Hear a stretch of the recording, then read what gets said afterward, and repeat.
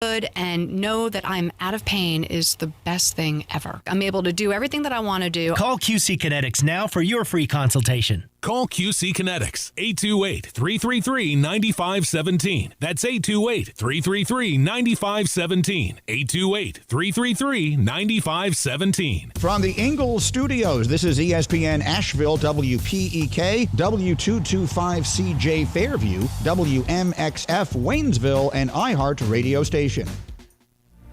The pounding begins. The wagons are circled.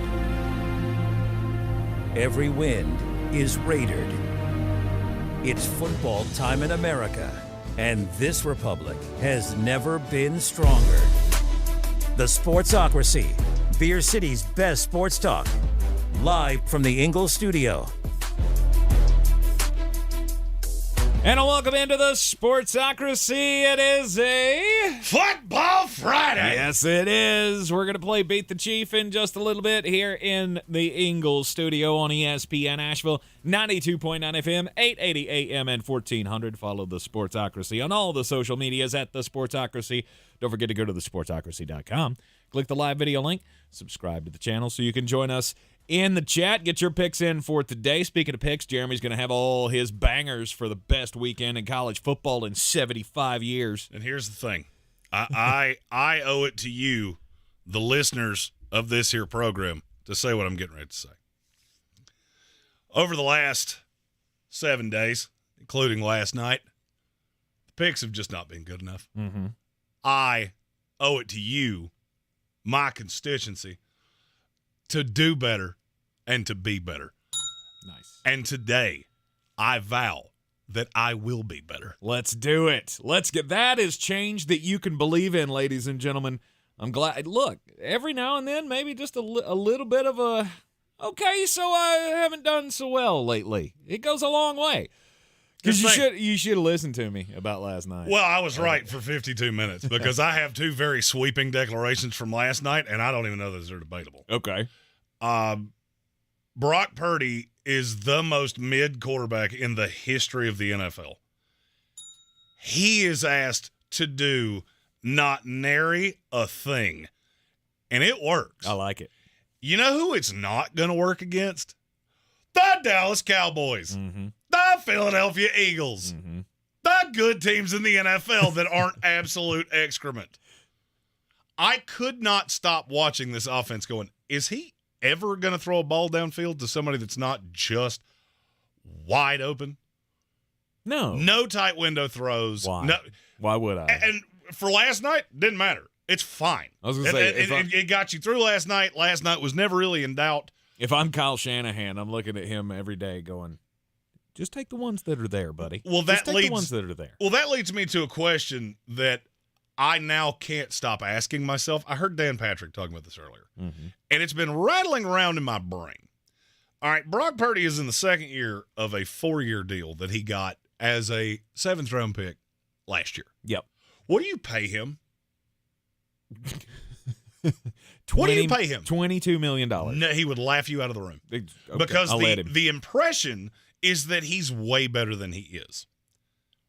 He's not a $40 million quarterback, but he will be paid like one. You mark my words. So long as the wheels don't come off this, he's going to be very, very highly paid. Mm-hmm. Do you disagree with anything I just said? I want to. I want to disagree. But you can't. But I can't because the win-loss record's going to be ridiculous. But you know where I'm going with this, because Daniel Jones did.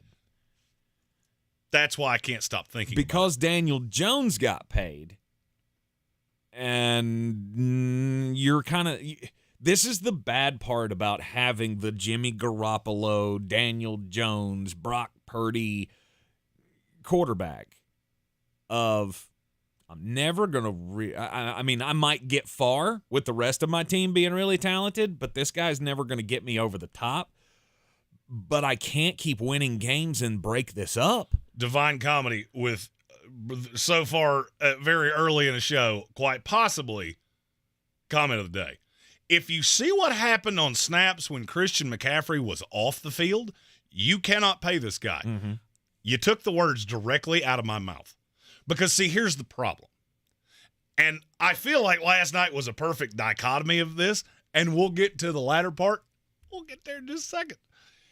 You have Christian McCaffrey, who is one of the highest paid running backs in the league. Yep. You didn't have Ayuk last night, but you got George Kittle, that's one of the best tight ends in the league. You've got Deebo Samuel, that's an elite weapon. I don't really know what to call him. He had a good night last night, like I thought he would. Mm-hmm. No Ayuk, okay. Got the best left tackle in football, who apparently has a really good right hook that nobody pays attention to, and so he doesn't get ejected. I don't know how that works, but They said they even reviewed it and couldn't see it. which is insane. Really? Don't you have all the same angles we do? You should have your eyes checked because it was right in front of your face. Brock Purdy does a great job of managing the offense. Mm-hmm. He is a game manager quarterback. He's not an elite quarterback. No. I don't think anybody that really understands this sport can watch it and go, that's elite. Oh, he threw for 300 some odd yards. Mm-hmm. How much of that was actually contested?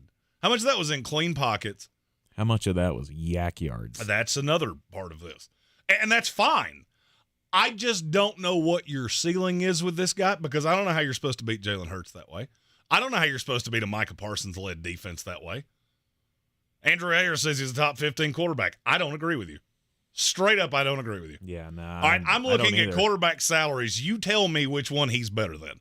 Joe Burrow, Justin Herbert, Lamar Jackson, Jalen Hurts, Kyler Murray, Deshaun Watson, Patrick Mahomes, Josh Allen, Dak Prescott, Matthew Stafford, Derek Carr, Aaron Rodgers, if he wasn't hurt, Kirk Cousins, Jared Goff, Geno Smith, Jimmy Garoppolo. Is he better than anybody I just said? No. Nope.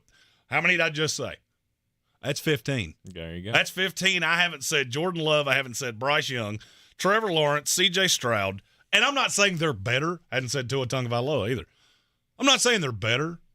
I'm just saying this kid is the definition of average, and I'm looking into the future. Can the San Francisco 49ers get to the playoffs as a 1, 2, 3 seed? Absolutely. Yep. Can they host a playoff game? Absolutely. Can they win that playoff game? Yeah. Depends on who you're playing. Do I think that team's going to beat Jared Goff, who's probably going to be able to score points at a pretty high level? Maybe. 50-50 shot. Mm-hmm. Hey, guess who else did that for you? Jimmy Garoppolo. Yep. That guy that you routinely said was, oh, he's so mid. If I had $1 for every time somebody said that on our YouTube in the last 72 hours, I'd have approximately $27. Mm-hmm. That doesn't sound like much, but it's 27 times. All you have done is take one attractive, highly paid quarterback and recycled him into a attractive, lowly paid quarterback, and they're the same guy. And you're expecting a different result, and I can't for the life of me figure out why. He's not elite. But you're going to pay him like he is because he's going to keep winning. And then you're stuck. And you know what you're stuck in? Exactly what you played last night. Because is Daniel Jones better than any of the guys I just said? No. No, but he's paid that way. Mm-hmm. He's paid like the, I believe, 10th highest paid quarterback in the league. Sure. Doesn't that feel good? That's brutal. Doesn't that make you feel just warm and fuzzy and make you go, oh, man, the New York Football Giants? Because you paid a mediocre quarterback like he's elite. Because, oh, God, we can't lose him. What's the difference between Brock Purdy and Daniel Jones?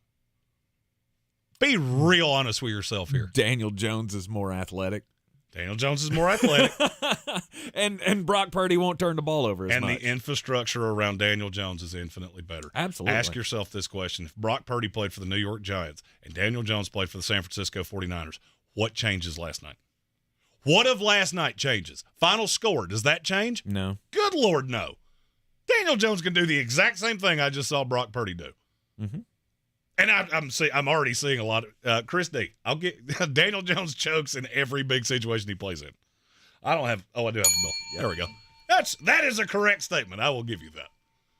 The infrastructure of the San Francisco 49ers made C.J. Beathard look like an actual NFL quarterback and made Nick Mullins look like an NFL quarterback. Mm-hmm. Andrew Ayers says decision-making. It's a lot easier to make decisions when you're throwing to George Kittle and Deebo Samuel and Christian McCaffrey than when you're handing the ball off to Matt Breida and hoping Wan'Dale Robinson, who's 4'6" and a pair of high heels standing on a hill, can get open. Yeah. It's a lot easier to look like a great decision maker when you have good weapons. Look, I've been all in the Brock Purdy camp, right? I've been the Brock Purdy defender. But that's always been with the thought that everybody assumed he is what he is. He's just a serviceable body that you can throw out there that's not going to screw up. He's not going to lose you a game. Is he going to make great, outstanding plays? I've never seen it. I don't think I've ever seen him. He had a high-level back shoulder throw last night off his back foot, and I've already seen 3 people in the chat say that. You want me to tell you when I know definitively, even if I don't watch a game, you want me to tell you how I know when somebody's mediocre? When you keep telling me the same damn play over and over and over and over and over again, because there are no more. Yeah. The rest of it is I played pitch and catch the same way you do with your kid in the backyard. Oh, look, there's nobody within the frame. He can make that throw, and that's fine. You're going to go in next week and beat the Arizona Cardinals until they just roll over and die. 2 weeks from now, you play the Dallas Cowboys. You want me to be impressed? Let me see Brock Purdy do that being chased by Micah Parsons, not with Kayvon Thibodeau, who literally Kyle Shanahan was scheming you out. I don't know if you noticed this last night. He knew exactly what Thibodeau was going to do on every play. He is going to mad dash around that tackle. All you have to do is step up. They can't cover us for long enough. You got 3 completely clear seconds in the pocket. Just make the throw. I don't know that I saw Brock Purdy turn his head more than 5 times last night. 1 read, check down, over and over and over again. And it works. You'll smoke the New York Giants like a deli meat. You know why? Because they're not any good. Because they have a quarterback that they paid, and now you've got Saquon Barkley and a bunch of dudes. And don't be shocked when you pay Brock Purdy if you look strangely like that Giants team that I just saw last night. Oof. Because all those cute little toys you have, Hufanga, who you're going to have to pay him at some point. You've already paid Dre Greenlaw. You've already paid Fred Warner. You've already paid Bosa. You've got Debo and Ayuk and all these toys. Guess what? Salary cap doesn't allow you to pay all those guys when you're paying $40 million to a quarterback. And weird. You remember that thing I said about win-loss record being a quarterback stat? Do you know why I said that you can't constitute anybody inside the rookie deal? Because they make peanuts. And it all tends to level itself out once you get paid. Because that supporting cast thins. And now you have to make the plays. That's what's happening to Daniel Jones right now. I watched it over and over and over again last night. Because Darren Waller, who you chased because you had to, can't catch football. Had 3 drops, that 2 of which would have been first downs that very easily could have changed that game. You got Matt Breida, who is an NFL running back, and that is the nicest thing I can say about him. In a straight foot race, he is real fast. He's not a tackle breaker. He's not a game breaker. Right. And I'm just looking at the Giants going, I feel like I'm looking into a crystal ball, and I see the future of the San Francisco 49ers. Ew. Because there's nothing about that kid that screams elite to me. I hope you're smarter than that, San Francisco. Let his reputation take him to the free agent market. See what somebody's going to give him. Because to me, he's a $25 million a year quarterback at the height of the market. I would keep myself awake at night just trying to figure out what is my first offer to this guy when this comes up. Because I'm with you. $20 million, if you'll do that, cool. We can do this forever. Yes. Because you give me that $20 extra million to play around with, sign it for a few years down the road, okay. Championship window stays open because we've drafted reasonably well in the mid rounds, and we've got enough talent for this to be I don't know that it's Super Bowl winning. You can say mediocre quarterbacks have won Super Bowls. Yeah, how many have done it in the last 10 years? Oh. Not many. It's not nary one of them. Not none. The last one was Joe Flacco, who played like MVP of the league in that run. Then we go Joe Flacco, Trent Dilfer, and our buddy Brad Johnson. That's the only 3 you have. And this is a completely different league in 2023 than it was in 1998. At $20 million, sign me up. I have a funny feeling the minute you slide that offer across the table to him, he's going to give you that Buffalo Bills fan. Peace sign, middle finger. Because that's exactly what I would do. Because my reputation says I'm a $40 million quarterback. Your play says you're not. I'll let you go test the market if I was John Lynch. But I'm not John Lynch. And John Lynch ain't smart enough to figure that out. Yeah, John Lynch still plugs his John Lynch still charges his cell phone off his laptop. That was one of my biggest takeaways of, hey, John, Go to Verizon and buy you a charger. Did you notice that he had a supposed cell to do phone? that? He had a cell phone. It charges really slow, and it doesn't hold charge well, so it dies fast. I've never tried it, so I don't know. Yeah, I noticed it last night. You're in the Sportsocracy. This is ESPN Asheville, 92.9 FM, 880 AM, and 1400. The Chief is here, and we'll play Beat the Chief coming up next. I believe real estate isn't about properties. It's about people. I'm Clarissa Hyatt Zack with eXp Realty, serving all of Western North Carolina. Navigating the home buying and selling journey can feel overwhelming at times, and that's why having an agent who cares about you and your needs is key. I'm a native of Western North Carolina, and I close over a home a week. I'm an expert in the market, pricing my sellers correctly to net you the most money, and working as a skilled negotiator for my buyers. Please give me a call today at 828-774-6343 to set up a complimentary market analysis. The season we've all been waiting for is here. No, not that one. The season of the Big Orange Tent is underway in Western North Carolina. The area's largest selection of Halloween costumes, decorations, and accessories is at the Big Orange Tent at the Asheville Mall. Halloween Express is your one-stop shop for adult and child costumes, superheroes, horror icons, inflatable suits. You can find it all under the Big Orange Tent at the Asheville Mall. 10 to 8 Monday through Saturday, 12 to 6 on Sundays. Running a small business is no small task. At Home Trust Bank, we work hard to prepare businesses for whatever tomorrow may bring. Your dreams are our business, and we have local experts who can help you plan for a successful future. Dependable guidance you need, and service you'll appreciate. At Home Trust Bank, we take your small business banking personally. Visit your local Home Trust branch or anytime at htb.com. Member FDIC.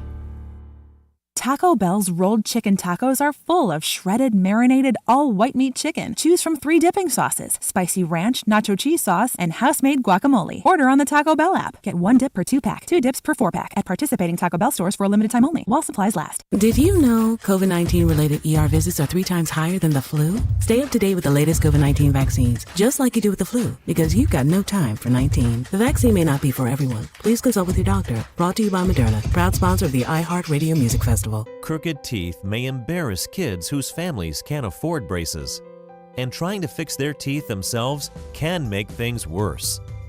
Luckily, there's Donated Orthodontic Services, a program from the American Association of Orthodontists. For children and teens who qualify and are matched with a volunteer orthodontist, treatment can be life-changing and help them smile with confidence.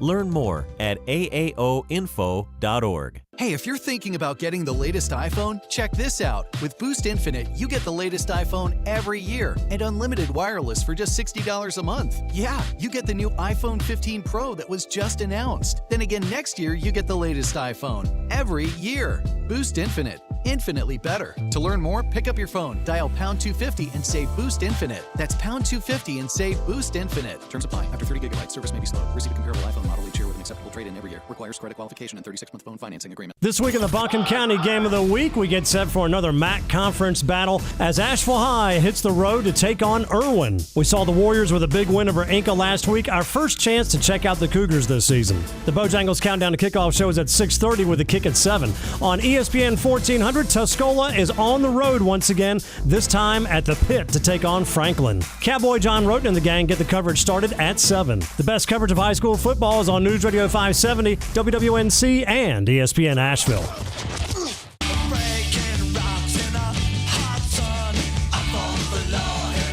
Jeremy lost because he sucked. Oh, it was a great week in Beat the Chief for me and the Chief. Look, we didn't do great. Whoa. Let's back the truth trolley up there. Tons of fun. It wasn't a great week for anybody in his room. That's what I was getting ready to say. Hold your horses. No, there, you had sensitive. to take the shot at me, which means you're going to get one back. Hang on there, sensitive. It wasn't a great week for us, Chief, as we went 6-8-2 on the week, but Jeremy went 4-10-2, so we're yeah. you know what's funky. Yeah, you know what last week was? Bad, batter. I've already given my fait accompli of the picks have to be better. We every week pick the games in the NFL slate against the spread, and through 2 weeks of the season, Jeremy and I are tied. Oh, wait, never mind. I have the lead because I got last night's game right and he got it wrong. So I had Chief, San Francisco. You had San Francisco I had last San Francisco. night? All right. So we are one up on the mullet. The winning streak continues. Make sure you mark that down. Yeah. The winning you streak mark that continues here. I do need to add that to my sheet here. So 2 1-0s and 1 0-1. Nice. It's fine. I'll take a 1-game deficit. Hey, you so- remember what happened when somebody challenged me on graphics? Tank, you were here for that one. Yep. I feel like that's what y'all are doing right now. Let's move on. That's right. That's right. Let's move on. Let's move on to the pick. All right, first game of the weekend on the Sunday slate. Let's go up to Minnesota, where the Minnesota Vikings are a 1.5-point favorite at home against the Los Angeles Chargers, who have been, well, to say disappointing would be, I guess, an understatement at this point. They could never figure out how to win these close games. Will they figure out how to get one on the road this week, Chief? I was so high on the Chargers this year. Opening up that I thought they were going to, really come out with a healthy team and everything else. Mm-hmm. And yeah, major disappointment. And I think they go 0-3. Ooh, I like it. Oh, does that mean it's my turn? Yeah, it's your turn. No Chargers, no Minnesota Vikings. To me, it's probably the easiest pick of the week. Why? Chargers on the road. What do I lean on when we go on the road? Who is at home? Mm-hmm. That would be the Minnesota Vikings. Mm-hmm. Who has the better coach? The Minnesota Vikings. I didn't say it was by much. Okay. But Brandon Staley, you're at a coaching disadvantage against everybody in the league. Mm-hmm. And quarterback, I would say there is less of a difference between Justin Herbert and Kirk Cousins than you want there to be. Here's my number one question. How exactly do they plan on stopping Justin Jefferson? It's a great question. Unless put they J.C. plan Jackson on him? Unless they plan on locking him in the locker room, he's going to have a big old biggin. Give me the Minnesota Vikings. All right, Justin Jefferson has had big old biggins before, and the Minnesota Vikings still end up on the losing end.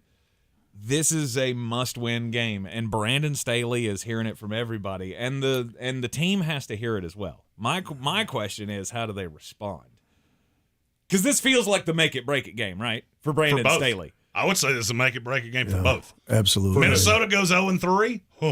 Minnesota is just as desperate for this victory, and they are at home. Yeah, what he said. I disagree. So you think Minnesota can go 0-3 and everything's just hunky-dunky? Oh, no. I'm not saying that. All I'm saying is the expectations is way higher on L.A. than it is for Minnesota. Not to the fan base. What was Minnesota's record last year?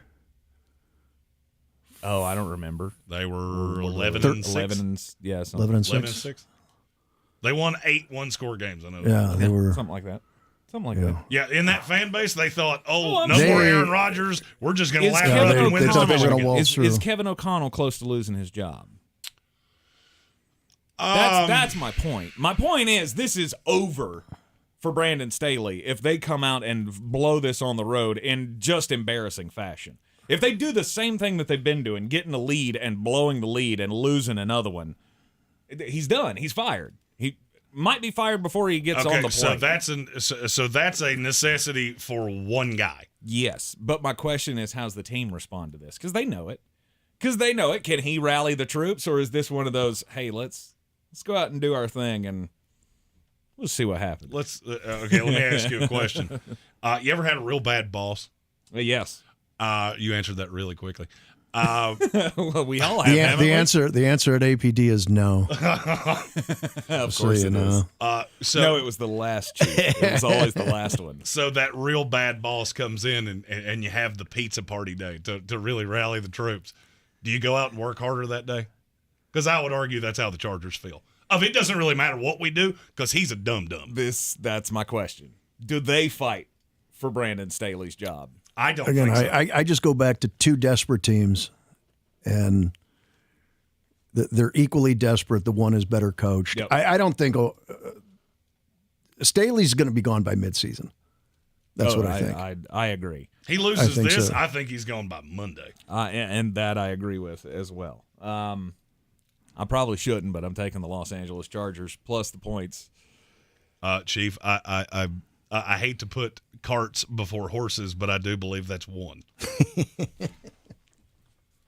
Tennessee Titans in Cleveland, taking on the Cleveland Browns. Browns are a 3.5-point favorite at home. The week after Nick Chubb goes down, they've got Jerome Ford, who's going to be the lead back until Kareem Hunt gets his legs under him and takes over that job and eventually wins MVP in the NFL. And Cleveland. He's drunk on this so Kareem good. Hunt thing. He's so the against guy Kareem that they Hunt. literally just discarded like an old dish rag because you're overpaid and not great at football. So we give you an incentive-laden deal. Jerome Ford's the back. But I will say this. This is probably the hardest game of the week to me. I agree. It was very tough for me to decide. But I'll take Cleveland at home. The hook concerns me a little bit. That -3.5 is a little much, but I just don't believe in Tennessee. I don't think Tennessee's good, and the one thing that Cleveland's going to be able to do in this game is control it defensively. I would tend to disagree with that. I would tend to disagree with that as well. Okay. I've seen nothing from Deshaun Watson. I am not excited about Deshaun Watson at all. And Chubb was such a central part of that offense. And, I mean, you could see it against the Steelers. Once he went out. Now, I mean, Brown came in and did have some moments there, but I think that's the end of those moments. Right. And I like Tennessee here. Okay. I do too. And I will, one very simple, basic tenet, the hook. If it was 3, I would feel much less good about this. Mm-hmm. I think this is a field goal game. These are two good defensive teams that both, I think, are going to struggle in some shape, form, or fashion to move the ball. Under by a lot. What's 39.5. Under. Really? This could be 13-10, and it wouldn't shock me at all. Yeesh. I love the under in this game. I'm taking Tennessee. I think Cleveland wins by a field goal. All right. I'll take Cleveland to cover. You guys are on Tennessee plus the 3 and the hook. Jacksonville Jaguars at home against the Houston Texans. Jags are an 8.5-point favorite. Is that too many points? That Anybody? feels ridiculously low to me. Like ridiculously low. This feels like one of the greatest, almost like I said last night, this doesn't make any sense. And it makes me want to take the Houston Texans. I'm not gonna, but I kind of want to. Why? Why do I want to take them? Yeah, why do you want to take them? If you think that this number should be higher, then you should be all over Jacksonville, no? What percentage of the money's on Houston? Oh, I don't know, 20%? 87? What? 87% of the money is on Houston. Letdown game the week after Kansas City. You got a lot of narratives here. I'm also looking at a Texan team that's probably not going to have Laramie Tunsil. You might get Jalen Petrie back, but you don't have Derek Stingley. I think Trevor Lawrence is going to eviscerate them. I may regret this because all of the metrics say take Houston. This is I think it's fool's gold. Jacksonville blows them out. No. Give me the Jaguars. Yeah. Okay. That was a really roundabout way to getting to the point I wanted you to get to because I'm on your side. Jacksonville minus the 8.5. I looked at this and I went, so we had San Francisco minus 10.5. We had Dallas minus 12.5. Kansas City minus 12.5 this week. How did this one not get to double digits? With you guys, I was thinking the same thing. I'm with the Jags. All right. Jags across the board, which means Houston Texans at least lose by a field goal. It screws it up for all of us. New England Patriots and the New York J-E-T-S, Jets. It's actually got a little fire in it today, ladies and gentlemen. I mean, he's been saying it like he's sad little droopy dog from the cartoons, but now he's getting his swagger back. I'm just here for the brownies. It is New England at the New York Jets, and New England is a 2.5-point favorite. My team, I reserve the right to pick it last. All right, Chief, you wanna go first here? I don't like this game at all. I really, really don't. Early on, I was on the Jets, and just No. Just no. No, I just can't. I just can't. I'm going to take the Patriots. Taking the Patriots minus the 2.5 at home. Tank, do you feel aggressive enough to go Jets plus a number again? Because you're not good at that. I'm not, and that's why I'm going to leave it to you, because I know that's the side of this game you probably want to be on. Well, we know what side I want to be on. The question is, what side am I on? That is correct. I am going to be with the Chief on this one. New England minus the 2.5. I get the defense is awesome. Mm-hmm. Your defense is awesome, but that offense is terrible. And unless you're going to pull off the Pittsburgh thing and score 2 defensive touchdowns, I'm really not sure how you're going to win against Bill Belichick, who doesn't seem to be threatened at all, ever, by Zach Wilson. Mm-hmm. So I'll be on the New England Patriots minus the 2.5. Not so fast, my friend. Jets. I think they blow them out. What? I think they blow them out. Answer me this question. How's New England score? How do they score? Running the Turnovers. ball. Running the ball. Yeah, that worked out Turnovers in the Jets' end. I won't be shocked after what I saw the Miami Dolphins do to this New England defense. Because everybody always talks about, they take away the one thing you want to do. Well, Jets want to run the ball. Mm-hmm. Stack 8 in the box. See what happens. See, let Garrett Wilson carve you alive. Is that what you're saying? I mean, he got one against Dallas, against a markedly better secondary. And yes, it was only one, but I have no fear of New England. And you know what? Could New England win this game? Sure. Bill's a great coach. You're also coming into this. I'm looking at 2 teams that really struggle to score. One has an elite defense and the other doesn't. This is not that hard to figure out to me. Because the difference between Mac Jones and Zach Wilson is not nearly what it is portrayed to be. Mm-hmm. And you're having to throw against Sauce Gardner and DJ Reed, and don't be shocked if I've heard about this game all offseason long. Because New England has been the little house of horrors for the New York Jets. Yes, it has. This locker room is not as fractured as you would think. And you know what? Maybe I'm getting Charlie Brown here. I'm taking the Jets, and I don't think it's close. Good for you. Good for you. I spent the morning with my father, and he is terrified of Bill Belichick. Yes. He should be. I get it. Through 2 weeks, I've seen nothing to be terrified of. Mm-hmm. Because you talk about Zach Wilson throwing 5 interceptions, Mac Jones might do the exact same thing. Yep. I think not. I think not. Oh, just one more little aside on this, because I love stats. See, because stats are they're kind of like truth serum. How many minutes did the Dallas Cowboys have the ball against the Jets? I'm asking Chief here because I know Tank knows because I've said this. Wait, what's that now? How long did the Dallas Cowboys have the ball against the Jets? I have no clue. 42.5 minutes.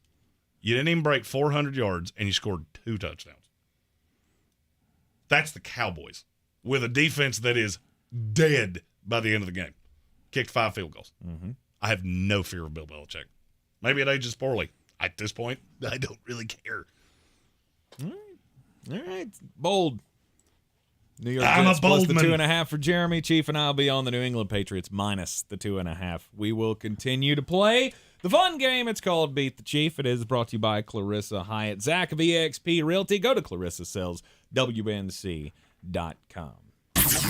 This is your Exergen Temporal Scanner weather forecast on ESPN Asheville. I'll get a stick to my guns with keeping the rain east, probably east of a line from Greenville, South Carolina to Hickory, east of that. Rain and heavier rainfall and damaging wind and damaging storm surge out near the coast. And we're in pretty good shape here. So let's see, counting our lucky stars. Once again, we miss the brunt of a tropical system.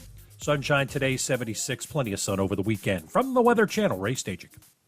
This report is sponsored by Taco Bell. Taco Bell's rolled chicken tacos are full of shredded, marinated, all white meat chicken. Choose from 3 dipping sauces: spicy ranch, nacho cheese sauce, and house-made guacamole. Order on the Taco Bell app. Get 1 dip per 2-pack, 2 dips per 4-pack at participating Taco Bell stores for a limited time only, while supplies last. Every day, you breathe in thousands of microscopic germs, allergens, and viruses. Don't let these invisible invaders make breathing through your nose impossible. Flush them out with Navage. Navage uses powered suction to pull saline in one nostril around the back of the nose and out the other nostril, helping flush out all the nasty things that make you miserable. Nearly 4 million people use Navage to breathe better, snore less, and feel healthier. People like Cindy, a verified Navage user who writes, I've had such awful nasal congestion for the last couple years. I bought Navage and OMG, I can breathe again. I love this thing. Goodbye, Neti Pot. Hello, Navage. End quote. If you suffer from sinus congestion, allergies, or snoring, then Navage is the safe, drug-free solution you've been looking for. Navage is at Walmart, Walgreens, CVS, Rite Aid, Target, and Navage.com. Navage. Navage. Clean nose. Healthy life. Summer days getting shorter and business to-do lists getting longer? You need Indeed. Their all-in-one hiring solution makes it easy to attract, interview, and hire candidates all in one place. Sponsor your first job and get hiring today by visiting Indeed.com/credit. If cleanliness is next to godliness, look around the car right now.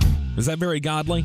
Look, life comes at you fast, but so does WNC Auto Detailing. They have the tools to make your interior look like it's coming off the showroom floor. You don't believe me? Check them out on Instagram. All that filth and years of stains disappear. WNC Auto Detailing does full interior and exterior details with paint correction, and they do wax and ceramic coatings. Call WNC Auto Detailing at 455-3700. Premium care with a Southern hospitality touch. Are you Beer City's best fantasy football player? Your chance to prove it is back. The Sportsocracy's Battle for the Belt is back for year 2 with 2 ways to win. Our standard contest and the new Eliminator Challenge for the most hardcore of football fans. Play fantasy football with us every week of the NFL season and compete for a cause with proceeds benefiting Evelyn Charity's St. Nicholas Project. Register today at thesportsocracy.com and take your shot at the title of Beer City's fantasy football champion. Real estate isn't about properties, it's about people. I'm Clarissa Hyatt Zack with eXp Realty, your native realtor serving all of Western North Carolina.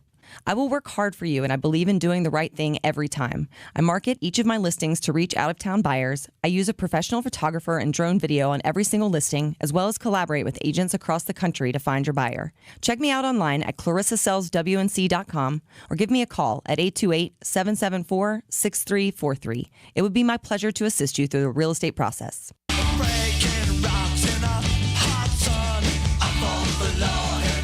Jeremy lost. I just like saying it. I just like saying he lost because you know. Oh, you know why. You listen to this show, you know exactly why I like flying my flag against him. Have you ever heard the phrase, and I feel like I've said this to you before, and it almost always goes poorly for you. Yep. Hubris comes shortly before the fall. Absolutely. We're playing Beat the Chief with Asheville Police Chief David Zack. It is brought to you by Clarissa Hyatt Zack of eXp Realty. Go to clarissasellswnc.com, and we are to the Green Bay New Orleans matchup. Picking every game against the spread as we do here every Friday in the Sportsocracy on a Football Friday. Green Bay, New Orleans. Green Bay at home in Lambeau Field, minus the 1.5. They didn't pay off for me last week. I hate this game so much. I do too. This is the one that I stared at and I went, this is the hardest game of the week for me to pick. Because they're mirror images of each other. Yeah. And I'll be honest with you, I'm going to go with the offense that I believe more in right now, and it's the Green Bay Packers. I'll take them to cover 1.5 at home just because I think you get 3 points for being at home, right? You do with the line. I hate this game so much. No matter what I say, it's going to be the exact opposite of whatever it is that's getting ready to come out of my mouth. Quite possible. This is the only game where on my list there's a blank because I'm not real sure what I'm about to say. Well, let's see. You want us to help you out? Maybe the Chiefs' argument will convince you one way or the other. Let's try that. I was expecting more out of Derek Carr with the Saints and some of the weapons there, and whether or not prolific, I just still expected more. And it seemed last year they could score, especially at home, but they just seem to be struggling a little bit in that regard. And yeah, two teams. I can't get a handle on either one of them. So why not just take the home team? Yeah, with the line being what it is. Yep. Notorious B.I.G. in our YouTube comments said, did you just say the Packers and the Saints are mirror images of each other? All right, let me explain that. You both do certain things very well. There's a lot of talent on the defense, but I don't know how good your defense is. I don't really believe in either of your coaches, and I'm not real sure what to do with your quarterbacks. Because Jordan Love has been good, and Derek Carr has not been as good as I expected him to be, but still been good. Mm-hmm. In terms of every metric, they've been the same guy. So, I'm taking the Saints, and I don't know why, but I am. Okay. Can't explain it, just a gut feeling? Because they're the better team. They have the better quarterback.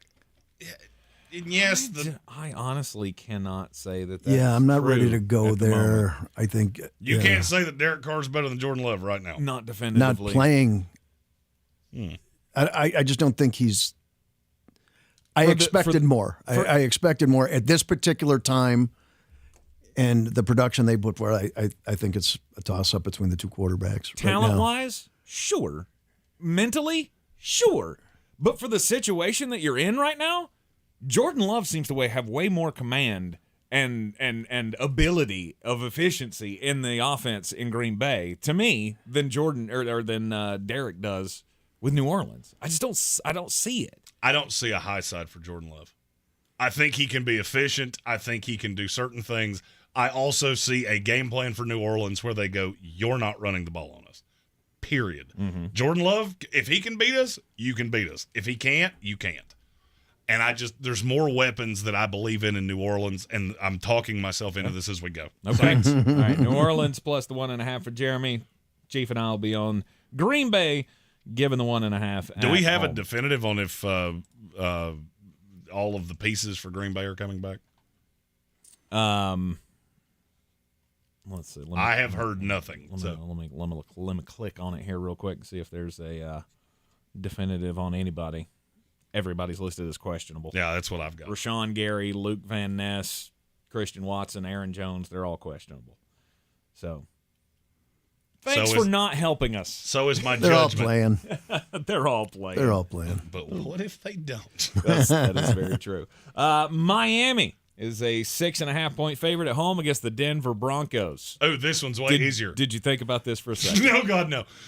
Miami Dolphins by a whole mess. Hey, who's Patrick Surtain going to be on? Yeah, I want the other one. So, Jalen Waddle. Give me all the Jalen Waddle. Although, Jalen Waddle, he may not be playing in this game. Yeah, I don't think that matters too much. It does, but not to the line. He's questionable, which basically everyone is. Yeah. It's Miami minus the 6.5. Yeah, of course. Not even close. Moving on to Detroit and the Atlanta Falcons. Detroit's 3-point favorite at home. Some people believing in the Falcons all of a sudden, huh? Well, I mean, it's I'm not hard. sure I'm one of them, but it's hard not to. I said that earlier this week. I'm in the same spot you are, Chief, of I don't know what to think of this team, although I think of them more highly after beating Green Bay than I did. So this will definitely be the prove-it game. Yeah, it's been the quality of competition there a little bit too, I mean, I thought they were going to be horrible, and, they're not horrible. Mm-hmm. They're also not good. So, and of course the Lions, everybody, after Kansas City, we were all in on them, and then they lose last week. Mm-hmm. The Lions are a much better football team at home. I'm taking the Lions. Okay. So he's on the Lions. Who did you take? I'm on the Lions as well. I agree with everything the Chief just said. And I feel like you're going to get this one at home because I don't know how well that Arthur Smith Carnival is going to travel. I do believe in the Falcons. This is one that I have bounced back and forth on all week long. Because the thing that gets me about Detroit is, yes, you Amon-Ra St. Brown really well. Mm-hmm. I don't really worry about Josh Reynolds. I don't care what the stat line's been. I know who this receiver is. So it's not something that I'm not overly worried about the Detroit offense, and I feel like Atlanta's going to be able to run the ball. I really wish I knew what they were going to do with Amon-Ra St. Brown because he plays out of the slot, and A.J. Terrell usually doesn't. But I don't see a way you can scheme this out where you put A.J. Terrell on a side and just let Alford get annihilated in the slot. I'm taking the Atlanta Falcons. Okay. So I do not understand. That Falcons defense is really good. Who's got the better coach? You're not going to like my answer. Oh, really? I think he's always Smith, liked Arthur. Arthur Smith is, if he was in a bigger market, I mean, the Falcons are in the bottom 5 of popular teams in the NFL. If he was a coach for a bigger team, we would talk about him a lot. And he's a weird dude, and he's got a gross mustache that somebody needs to shave off his face in his sleep. But that defense is really I'll tell you the same thing I've told Tank repeatedly. You look at Jesse Bates and you look at Calais Campbell. All right, Campbell is on the very back nine of his career. Jesse Bates had one crack at the apple of getting high-level money. Both of those guys had a lot of options, and they both looked at Arthur Smith and went, I believe in that dude. And I watch it, and he does a lot with very little. I was super impressed with him in 2 preseason games that I've seen up close and personal with the Falcons. I believe in Arthur Smith. I think he's the better coach. Now, in terms of quarterback, yeah, it's Jared Goff. And, yeah, Detroit's at home. So, usually I would take Detroit. There's still something about them that's not – it's not clicking to me. Right. Yeah, you beat Kansas City, and I get it, but I almost feel like you jumped the shark in that game. You're not seeing the killer instinct. But we were also predicting that it was a trap game. Absolutely. Which it ended up being. Right. And then you bounce back. This will be a real testament to Dan Campbell because this is one where you can let a game beat you twice. I definitely agree with that. This is a test for Campbell that he's got to have his team ready to play, and this is a must-win. All right, Jeremy out on the limb on this one as well. Atlanta plus the 3. Chief and I will be on Detroit minus the 3. Eat and Sleep Football said, my mind is telling me Lions, but my body's telling me Falcons. That's exactly where I'm at. I don't see nothing wrong with a little rise up. Let's go. Yeah, nice. By the way, Chief, can you hang with us after the top of the hour here? Because I'm just watching the clock, seeing that we're getting a little out of time here. Yeah, and you can hang with us after the top of the hour. Cool. Yeah. All right, because we got it. Jeremy's next set of bangers is going to come out after the next break. Well, let's get through. This is the first set, but so this is a little more subdued. Right. Let's get through the 1 o'clock slate here. Then we'll take a break. Jeremy will give you the bangers, and then we'll continue with the game across the top of the hour here. With the move, we have less commercials, so there's less. yes, and less of a wait at the top of the hour as well. Baltimore is at home against the Indianapolis Colts. Baltimore minus. I don't give a, you know what, 8.5. You could have put it at 18.5, and I think I'd be okay with it. I'm on Baltimore. It's not close. They're staring at each other like, who's going to be the one? We both want to do it. If this was Anthony Richardson, I would agree with everything you just said. But I know it's not. And you think there's something in there. There's some of that mustachio magic in the Indianapolis Colts. It's not that. It's the Ravens are killed. I don't 100% know what you do well yet. This has trap. It's never close, but Indianapolis backdoor covers late. Plus, I'm looking at the betting numbers going, why is so much of the money on Indianapolis? And why do I want to join them?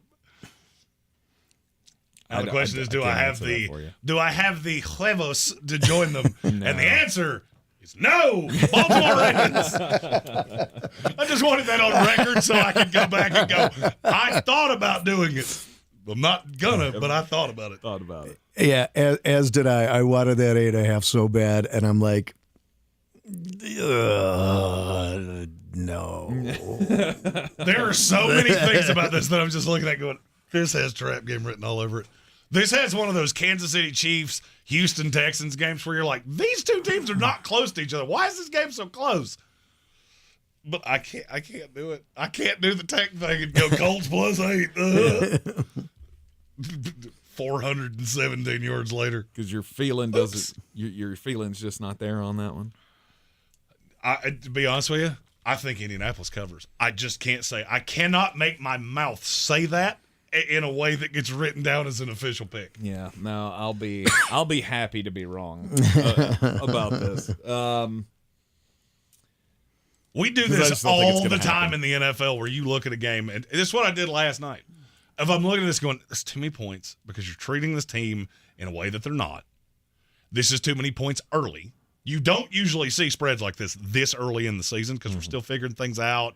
Teams aren't who they're going to become. But I don't know how you're supposed to run the ball. I don't like Zach Moss this week. I'm taking Baltimore. Yeah, I watched Zach Moss play for a few years there. Yeah. And there's a lot of people I was underwhelmed. Yeah. A lot of people really believing that's the next great Indianapolis Colts running back. You ought not do that. You ought not done that. He's just a little feller, and he ain't real good. All right, final game of the 1 o'clock slate on Sunday, the Washington Commanders. I almost went old school on that one. Caught myself. The Washington Commanders at home against the Buffalo Bills. Bills are a 6.5-point favorite. Chief, it's your team. We'll let you go first, or you can reserve the right. How many points did Denver put up on Washington? 33. Yes. I think that's all we need to know. Bills cover this easily. Okay. I'm not going easily. Bills cover easily. With Chase Young, that defensive front is different. Mm-hmm. And I think that Washington defense is not terrible. They're not terrible. Who did we shut down last week? Oh, that was that fella from the Raiders. The Las Vegas Raiders. He didn't make a peep. This game's going to be close for a lot longer than it should be. Mm-hmm. I'm taking Buffalo. You're going to tell me I'm crazy when I say what I'm getting ready to say. This game has weird shootout potential that I've been staring at all weekend long or all week long for DFS. Going, why do I like so many elements of this? How many games has Howell started? This is 4. And now he's going up against one of the best defenses in football. Oh, if this was in Buffalo, you couldn't set this number high enough. It's in Washington. And you've got hope, and it's going to be loud, and it's going to be electric because they didn't expect to be 2-0. I'm taking Buffalo, and I think they cover. This is probably a 10-point game, but it's going to be close for way longer than it should. I'm doing that thing. Uh-oh. I'm doing that thing. Uh-oh. Look, I'm listening to you say all of the things that are echoing in my head, and I'm going, there's something about this. Is Buffalo, 9 times out of 10, would Buffalo just beat the snot out of this team? Yeah. But it was a lot. I saw a lot of things in the second half of that game against the Denver Broncos that made me think Sam's taking a turn. Now, there's a great difference. I heard the pin drop across the table. You're not trying to tell me that these teams are equal. No, I'm not telling you that the opponents are equal. And by any stretch, Chief, I love your Bills. But Josh Allen scares the holy crap out of me. And the AFC Offensive Player of the Week. And I could just see him making some throws in this game that keeps it closer. I'm not saying Washington's going to win at home because we all know I'm not a big Washington fan. But I am taking Washington plus the 6.5. Gee, I have a question. You remember when we were youngmen? And one of our youngman friends would say something really stupid, and they'd go, I'm going to jump in front of a train. And then another one would go, I was already thinking about jumping in front of the train. Did you ever see the movie Stand By Me? It just happened to tank. You're in the Sportsocracy, and this is ESPN Asheville. Attention, it's time for the morning announcements. Make sure your parents are aware of the Ingalls Tools for Schools program and ask them to link their Ingalls Advantage card to our school. Remember, you have to do it each year. Now please stand and join me in the Pledge of Allegiance. I pledge allegiance to the flag of the United States of America and to the republic for which it stands, one nation, under God, indivisible, with liberty and justice for all. The season we've all been waiting for is here. No, not that one. The season of the Big Orange Tent is underway in Western North Carolina. The area's largest selection of Halloween costumes, decorations, and accessories is at the Big Orange Tent at the Asheville Mall. Halloween Express is your one-stop shop for adult and child costumes, superheroes, horror icons, inflatable suits. You can find it all under the Big Orange Tent at the Asheville Mall. 10 to 8 Monday through Saturday, 12 to 6 on Sundays. This week only, you can get 3 rooms of carpet cleaned plus a free hallway from Zero Res for only $109. This offer ends this week, so schedule your appointment now before it's too late. Schedule online at ZeroResAsheville.com. Did you know COVID-19 related ER visits are 3 times higher than the flu? Stay up to date with the latest COVID-19 vaccines, just like you do with the flu, because you've got no time for 19. The vaccine may not be for everyone. Please consult with your doctor. Brought to you by Moderna, proud sponsor of the iHeartRadio Music Festival.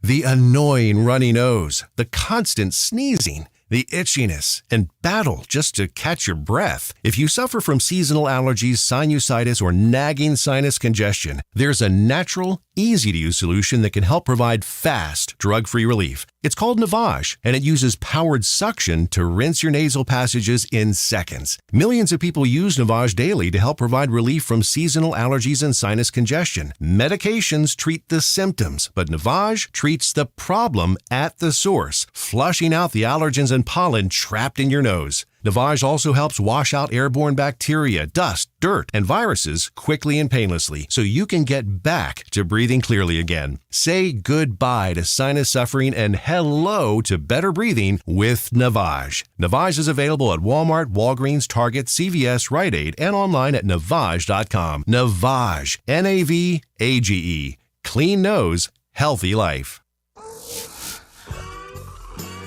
You know, if you've been around here long enough, that we start with the first set of bangers, and it's favorites, because I don't like favorites. NC State's an 8.5-point favorite tonight at Virginia. Virginia, they have that same stand-by-me problem of, nope, it doesn't go well. You lost to James Madison in a game where you dog-walked them for 3 quarters because you're not good at football. NC State's not either, but they're good enough to cover this. Give me NC State minus 8.5. Texas is a 14.5-point favorite at Baylor. Baylor is not good, and they don't score points. I don't know why they keep getting so much credit. I feel like the mulleted man, Quinn Ewers, who is no longer mulleted, rolls through Baylor, and this one won't be close. Give me the Longhorns. Next, South Carolina, 6-point favorite on the road, or at home, against Mississippi State. The reason I got tripped up on that is when I saw that number, I assumed it had to be in Starkville. It's not. And that makes that line make 0 sense because Mississippi State just looks really listless. South Carolina's better than the average public gives them credit for. They showed it against Georgia. The line's not good, but Mississippi State can't take advantage of that. Give me the Gamecocks minus 6. Next, Oklahoma's a 14-point favorite at Cincinnati. A, Cincinnati is not good at football. B, and this pains me to say, Oklahoma might be. I don't want to say it because Brent Venables is not a good coach, but they score a whole mess of points when they want to, and I think they want to this week. Give me Boomer Scooter. And finally, oh, breathe it in, man. I will be in attendance. I will be obnoxious, and I will be with my 2023 national champion Florida State Seminoles. They've had this game circled for a long time. Clemson hasn't had an outside playmaker in a long time. Been several years. And now I'm looking at a good Florida State secondary, good Florida State defense that almost got caught last week at Boston College. That was the smelling salt game that you really didn't want them to have. I don't know how you're going to deal with these big weapons. I think Florida State rolls them in Death Valley. Give me the Seminoles minus the 2. You can take all those wagers to betus.com. Use our promo code Sportsocracy. Get a 125% deposit match on your initial deposit and up to 30 risk-free bets so you can wager football with us all season long. You are in the Sportsocracy. This is ESPN Asheville. We continue to play Beat the Chief next. This is your Exergen Temporal Scanner weather forecast on ESPN Asheville. I'll get to stick to my guns with keeping the rain east, probably east of a line from Greenville, South Carolina to Hickory. East of that, rain and heavier rainfall and damaging wind and damaging storm surge out near the coast. And we're in pretty good shape here. So let's see, counting our lucky stars. Once again, we miss the brunt of a tropical system. Sunshine today, 76, plenty of sun over the weekend. From the Weather Channel, Ray Stajic. Chief White House correspondent Kristen Welker joins me now. From across the nation. What is the #1 issue for you? To the national stage. And I welcome you to the final 2020 presidential debate. When critical votes were counted. Still too close to call. And when power was held to account. Is abuse of power an impeachable offense? Kristen Welker met the moment. Now she joins Meet the Press as its new moderator. If it's Sunday, it's Meet the Press. Sundays on NBC. From the Ingalls Studios, this is ESPN Asheville, WPEK, W225CJ Fairview, WMXF Waynesville, and iHeart radio station. The Sportsocracy. It fires me up, man. I love it. Say it one more time. The Sportsocracy. Shake it back! Beer City's best sports talk. It is gross. Just earlier. They are mature, actually. You just have to get to know them better. Your lunchtime dose of dumbassery. Live from the Ingalls Studio. It is the Sportsocracy, and we are live at the Ingalls Studio on ESPN Asheville, 92.9 FM, 880 AM, 1400. We're heard everywhere on the iHeartRadio app. You can watch us on YouTube. I mean, literally, we force feed you ourselves, and it's up to you to consume it. Correct. And you follow us on all of the social medias. And Jeremy will just shove shorts in your face. Yes. And not his shorts, because that would be gross, and that would be crimes. Chief Zack joining us here in the studio on a Football Friday. And we're playing Beat the Chief with Asheville Police Chief David Zack, brought to you by Clarissa Hyatt Zack of eXp Realty. Go to ClarissaSellsWNC.com. We got one of these that we need to get to. Okay. Super chat. Armchair said we got to start letting the house make picks because the house picked the Commanders. And then he said, sorry, Chief, at the end of it. We can do that for next week. Somebody's going to have to champion that because I don't know if you see how many things are in front of me right now. It's a lot. This sounds like a Jason Trump thing. But 100%. He's usually right in front of his computer. Somebody want to jump up and handle that? I'm your boy. Y'all throw that out there and then just let us know how it works in the chat. Bingo. Because we'll be glad to add it to the graphic. Because especially on a Friday, I got a lot of pieces of paper in front of me. By the way, Mr. Graphics, we should have a graphic for this. We should have a Beat the Chief graphic with our league standings and such. I just thought of it, so I think we should add that next week. We can do that. Yeah. I'll give you plenty of lead time. I'm not criticizing. I'm just saying it'd be a good idea. You know, little homework. I don't have enough things to do. A real good man would say, "Hey, maybe you could teach me how to do this." Has he done that in 3.5 years? Okay, no, sir, he's not. Let me ask you a question. No, Jeremy. I already know. I don't even care what the answer or what the question is. If it has to do with you touching my computer, I'm out. Bingo. That was going to be my next question. Was, do you have the patience to sit there and teach me how to do that? No, sir. You think Brennan and Step Brothers didn't like people touching his drum set? Touch my computer, see what happens.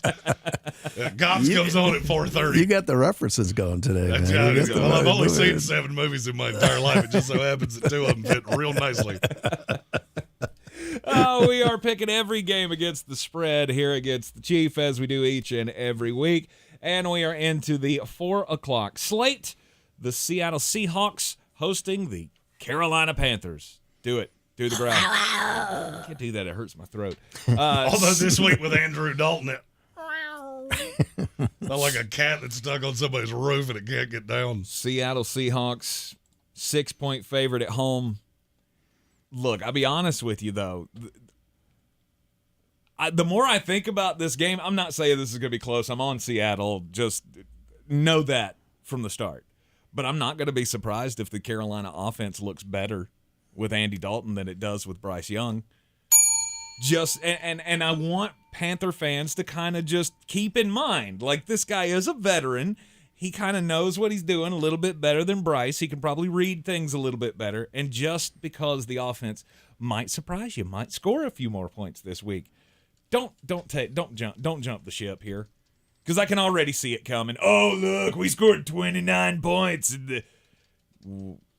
But you're not honestly going to tell me you should stick with Andrew Dalton as your quarterback. Because I feel like that fight's coming. If they win this game, there will be people that think that. Absolutely. Now, here's the... Don't be one of those guys. Well, now, here's the positive of this. Or gals. Or theys. They're not going to win this game.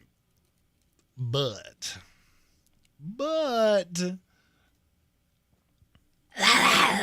am taking them to cover. Okay. Interesting.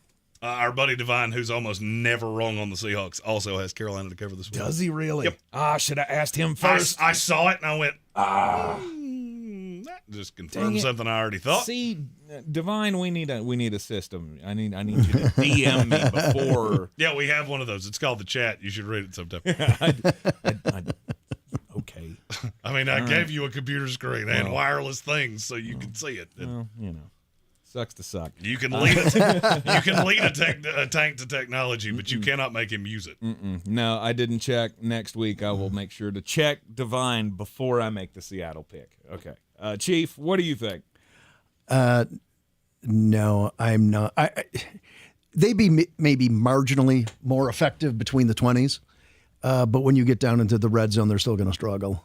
And I was surprised the line was only 6 on this one. The Dalton coming in should not be that big a factor, if any at all. I think Dalton is maybe worth 6 more points than Young, maybe a touchdown at most. Okay. And I think Seattle will score. Bookmaker friend of mine, I sent a text this morning when I was looking at the slate of games. What would the line have been with Bryce Young? His response, 10.5. I think Andrew Dalton is worth a few points because Bryce Young's just been he's young and he's lost and the line's not good. Andy Dalton will do enough to make this game competitive. I still think Seattle wins. The line's not good, and Dalton doesn't have the mobility. That's kind of where I feel with it. And I think he's going to be back there.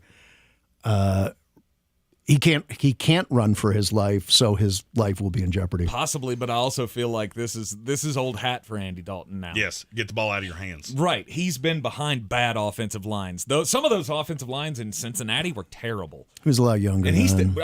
You're very right. You're very right. He was a lot younger then. All right. Is there anybody on the planet taking Arizona plus 12.5 against the Dallas Cowboys?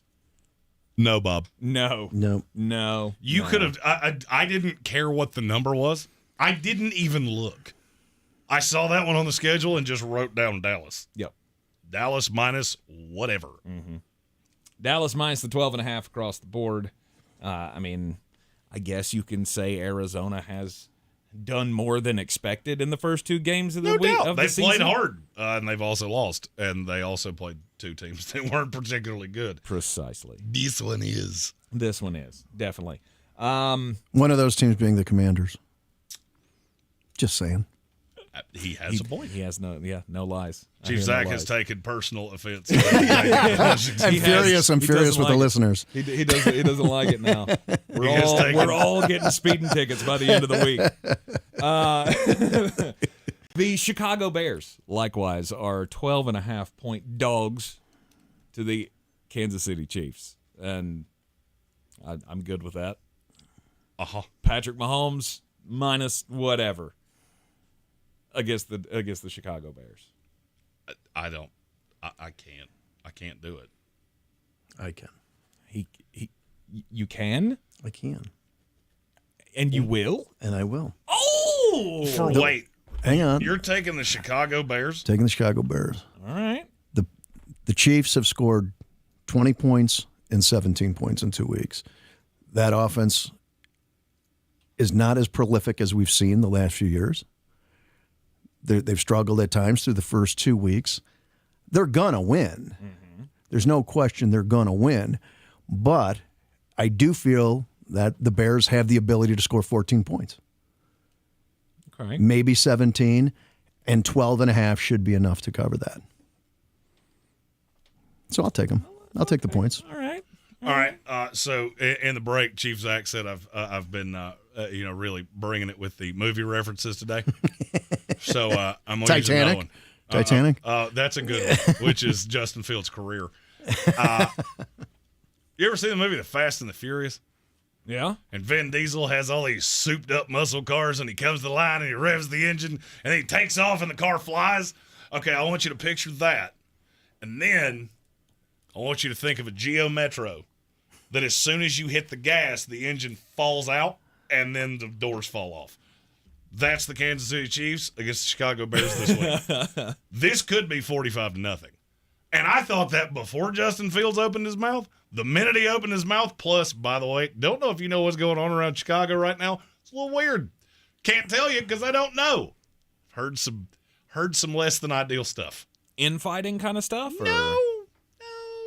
Like the Chief Zack type of people that have been around the facility doing maybe some things. I thought they had debunked all of that. I'm going to have to make some calls. They have not. Really? Yes. Okay. They have not debunked it. I don't know it to be true. If you don't know what I'm talking about, Google it. Okay. All right. I mean, I don't know. There was the report that there were FBI raids at the Bears facility. Oh, yeah. Well, the defensive coordinator resigns. Right. And then they don't even put out a message of, we wish you the best. So you're telling me that your report was he has a health crisis, and you didn't even say, go get him, coach? Yeah. Weird. That math don't math. Weird. All right. The accusations that there were FBI raids have been denied. Mm-hmm. That's all I can tell you because that's all I know. That's all that's been reported. So if there's anything else to that, that's above my pay grade. Yeah, a lot of we people, will learn about it in time. A lot of people say, "Hey, I don't do crimes." This is very. And true. guess what they do? Crimes. Kansas City Chiefs minus the 12.5 for Jeremy and I. Chief taking the points with the Chicago Bears on the road. You miss 100% of the shots you don't take. That's right. You also miss about 97% of the shots you take with Justin Fields. Sunday Night Football this week. We got the Pittsburgh Steelers at the Las Vegas Raiders. How make this make sense to me? Because Las Vegas is a 2.5-point favorite. Mm-hmm. How's that work? Can I tell you a fun little story? Please. Where are the Pittsburgh Steelers in the Vegas power rankings? No clue. 23. 22. Ooh. Where are the Las Vegas Raiders?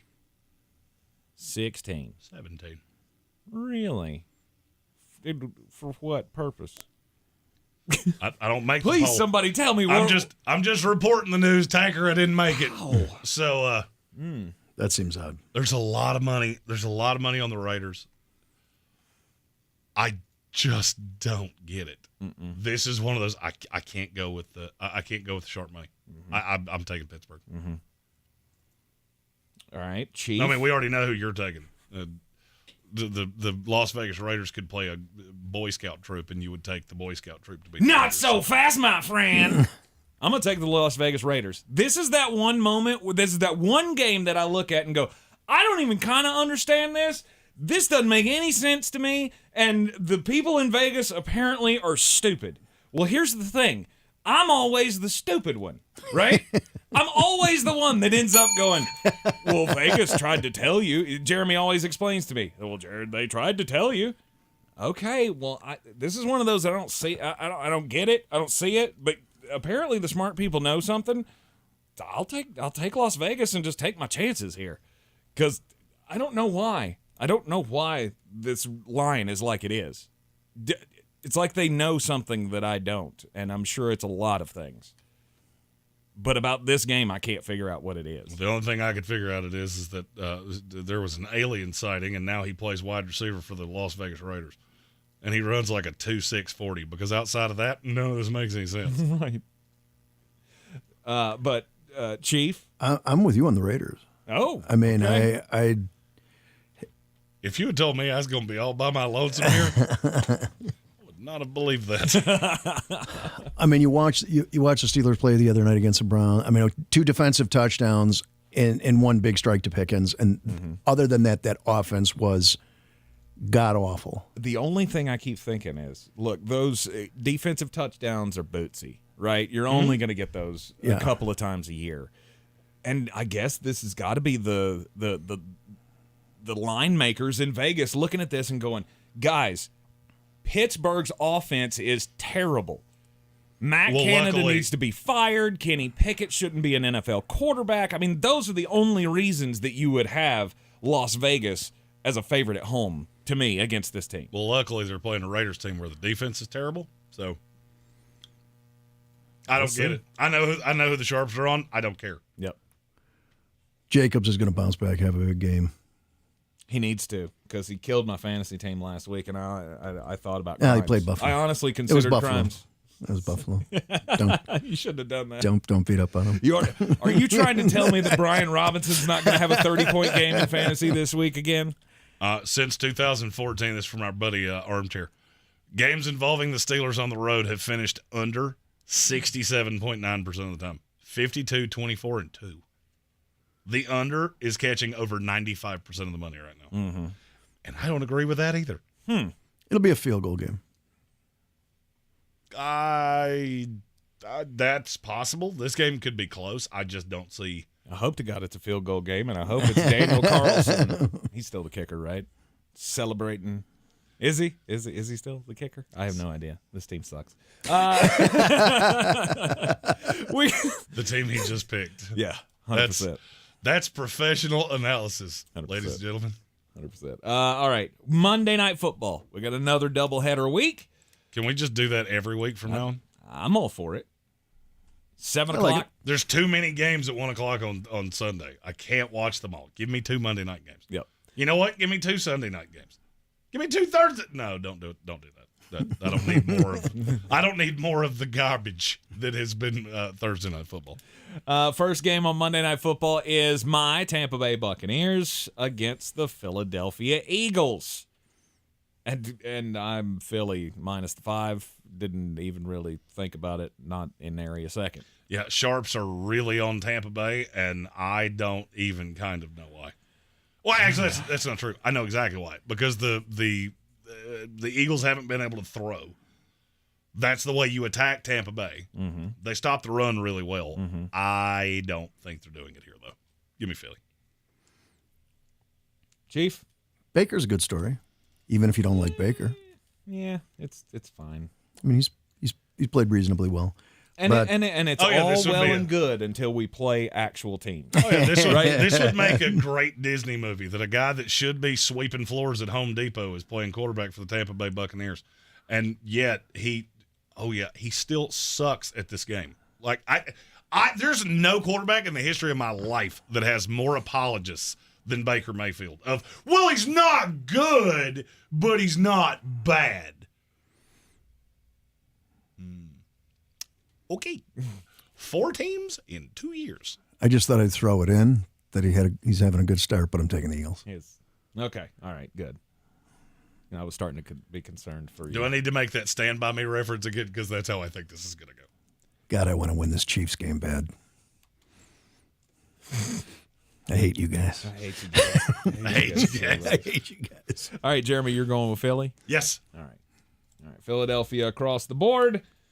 That one's, betting with the head, not the heart there. And then, final game, Monday Night Football. Los Angeles Rams, Cincinnati Bengals in Cincinnati. What do we know about Joe Burrow? Is he going to play?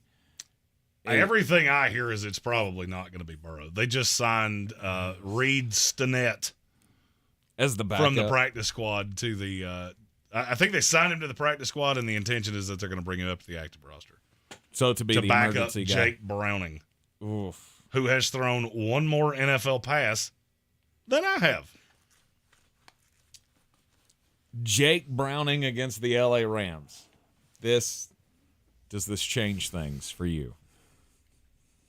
Well, I mean, obviously it changes things. For me, it's all about, we talked about this with the Chargers and urgency. You start 0-3 as the Bengals, it's going to get dark early.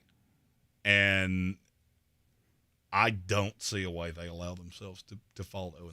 Mm-hmm. And maybe I'm being crazy here, but the Sharps are on Cincinnati. They don't seem to care whether Burrow plays or not. I said it yesterday, and I'm sticking with what I said. I don't care if it's Joe Burrow or Jake Browning. I think they find a way to win this game. Too much desperation on the Cincinnati side. They just have to have it. Yeah. Regardless, they will have to will themselves to victory somehow, and I think they should be able to cover 3. Well, I mean, you lose this game, I can make the You argument. still have the talent out there. If you lose this game, I can make the argument there's almost no path to you make the playoffs. Mm-hmm.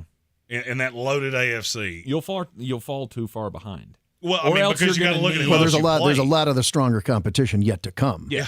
Oh yeah. But as Burrow comes back in, you may dig yourself into a hole that you can't get back out of. You're gonna string off a whole bunch of wins at some point.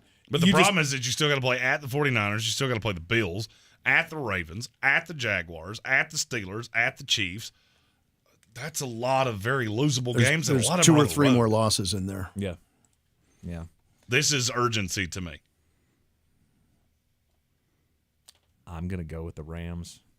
I think that's the smart call. I'm going with the Rams because I can't. I mean, you know me. I'm a trend guy, and when I look at you've already beaten the Seahawks, which was week 1. It could be fluky, okay, but I didn't think you were terrible against the San Francisco 49ers. No, the Rams are better than we thought, and that offense is moving well. And I mean, as much as I love Cincinnati and Dean Anarumo or whatever his name is, Lou Anarumo, the defensive coordinator, I got to go with LA on this one. Now you got West coming east too. Yeah, but it doesn't really matter, does it, in primetime games? Not historic. Still think it does. It's less of a thing in primetime games. Maybe. I mean, the atmosphere will be there. The want will be there to not be 0-3. But I'm really not sure you can do it without Joe Burrow. I mean, mine is looking at this objectively. If Burrow doesn't play, the Rams should win this game. Mm-hmm. I just cannot physically believe a team that talented is going to be 0-3. Yeah. I wish I could wait and find out, but I can't. So I'm going with LA plus the 3, and we'll see how it works. All right. This episode of Beat the Chief, as is every episode of Beat the Chief, brought to you by Clarissa Hyatt Zack of eXp Realty. Go to ClarissaSellsWNC.com. Chief, we appreciate it. As Good to be here, guys. Be safe out there. You got it, man. And we'll see you right back here on next Friday, for another episode of Beat the Chief. It is ESPN Asheville, 92.9 FM, 880 AM, and 1400. City's best fantasy football player, your chance to prove it is back. The Sportsocracy's battle for the belt is back for year 2 with 2 ways to win. Our standard contest and the new Eliminator Challenge for the most hardcore of football fans. Play fantasy football with us every week of the NFL season and compete for a cause with proceeds benefiting Evelyn Charity's St. Nicholas Project. Register today at thesportsocracy.com and take your shot at the title of Beer City's fantasy football champion. The season we've all been waiting for is here. No, not that one.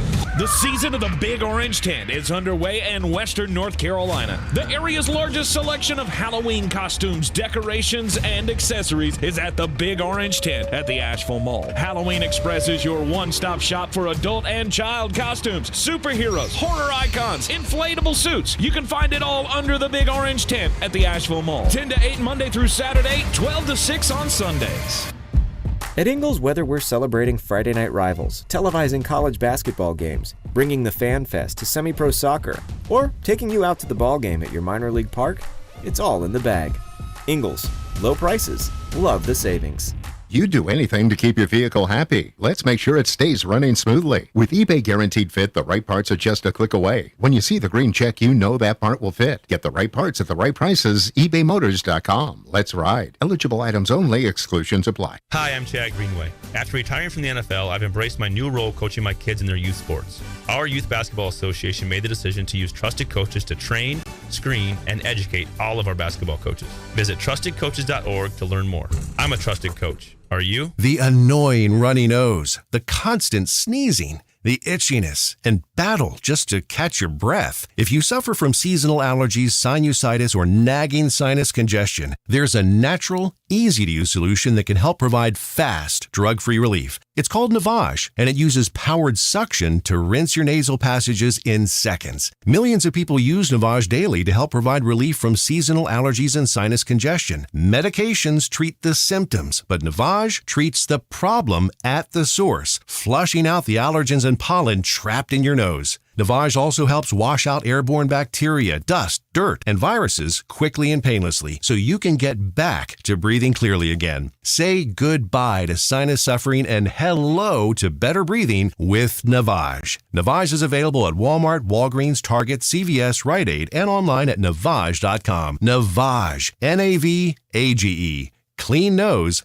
healthy life. Don't miss our 2023 iHeartRadio Music Festival. The biggest superstars from all genres of music on one stage. T-Mobile Arena, Las Vegas. Stream it live only on Hulu. Tonight and tomorrow. 10 p.m. Eastern, 7 Pacific. This week in the Buncombe County Game of the Week, we get set for another MAC Conference battle as Asheville High hits the road to take on Irwin. We saw the Warriors with a big win over Inca last week, our first chance to check out the Cougars this season. The Bojangles Countdown to Kickoff show is at 6:30 with a kick at 7. On ESPN 1400, Tuscola is on the road once again, this time at the Pit to take on Franklin. Cowboy John Roten and the gang get the coverage started at 7. The best coverage of high school football is on News Radio 570, WWNC, and ESPN Asheville. I'm not exaggerating when I say this. QC Kinetics can change your life. You can live again without that chronic joint pain and without drugs or surgery. QC Kinetics is advanced regenerative medicine. They take your body's own concentrated healing properties and put them right into your joint to restore and repair that damaged tissue that's causing all of that horrible pain. The patient satisfaction reports are astonishing. Finally, a real alternative to the old ways of dealing with pain. And unlike surgery, there's no downtime with QC treatments. If you have constant pain in your knees, hips, shoulder, or back, you need to call and get a free consultation from the medical professionals at QC Kinetics today. Imagine this fall moving around pain-free, doing the things you love again. Walking, hiking, playing with grandkids. Call QC Kinetics and see how the latest advances in precision regenerative medicine can attack your pain and bring you lasting relief. Now is the best time to get started. 828-333-9517 in Asheville and Greenville. That's 828-333-9517. 828-333-9517. Western Carolina Orthopedic Specialist is a proud sponsor of Tuscola football, and we know your health means everything, so it's important to get the care you need when you're in pain. If you suffer with knee, hip, shoulder, or other joint pain, Western Carolina Orthopedic Specialist can connect you with a healthcare provider who offers treatments and solutions. Don't make your health wait. Visit us at westerncarolinaortho.com or call 828-452-4131. We get you back in motion. All across the Tar Heel State, this is Carolina football. Stepping through a tackle and stepping to the end zone. It is pouring points in Chapel Hill. Holy cow, Carolina's going to win! The Heels begin conference play against the Pitt Panthers. Pre-game coverage starts at 7, kickoff at 8 on your home for Carolina football. Asheville's home for the Tar Heels is ESPN Asheville. On the weird scale, there's Vegas, there's Florida, and there's Asheville. Let's get weird, Asheville. Back in the Sportsocracy on ESPN Asheville. Yep, let's get weird here. All right, so as you guys probably know, over the last few months, my schedule changed a little bit, and I'm now working back in the newsroom over at 570 WWNC in the mornings. If you're watching on the YouTube channel, our new hats that just came in, they're never very nice. But anyway, Fox News did an interview with the Saudi Arabian Crown Prince Mohammed bin Salman this week. It made a lot of headlines. And there was a sports story that came out of that interview because, why? You ever heard the term sports washing? Yes. This is the term that the media has now coined for Saudi Arabia trying to cover up for its human rights violations, which you'll never be able to do, to cover up for all of the atrocities that happen currently and in the past under Saudi Arabian rule. But this idea of sports washing came up in the interview with Mohammed bin Salman, where so they've bought into the PGA, they did the LIV thing, and then the merger with the PGA gave them a huge stake in the PGA. Now basically Saudi Arabia is bankrolling the PGA, and they've also bought the Newcastle United Football Club.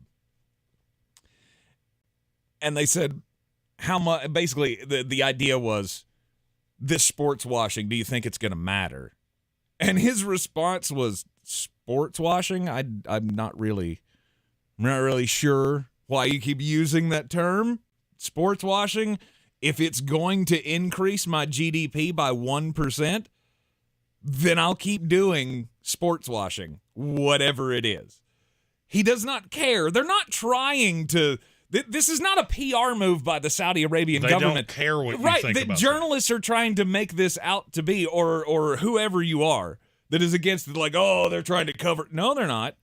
They don't. They're unabashedly do not care about what you feel about what they're doing wrong in their country. He says, with the GDP going up 1%, I actually now have a goal to make that 1.5%, and we're gonna get it. So they're gonna keep doing this. And I guess if you're upset about it, you need to put pressure on whoever it needs to be, because I can fully see them getting involved in the NBA.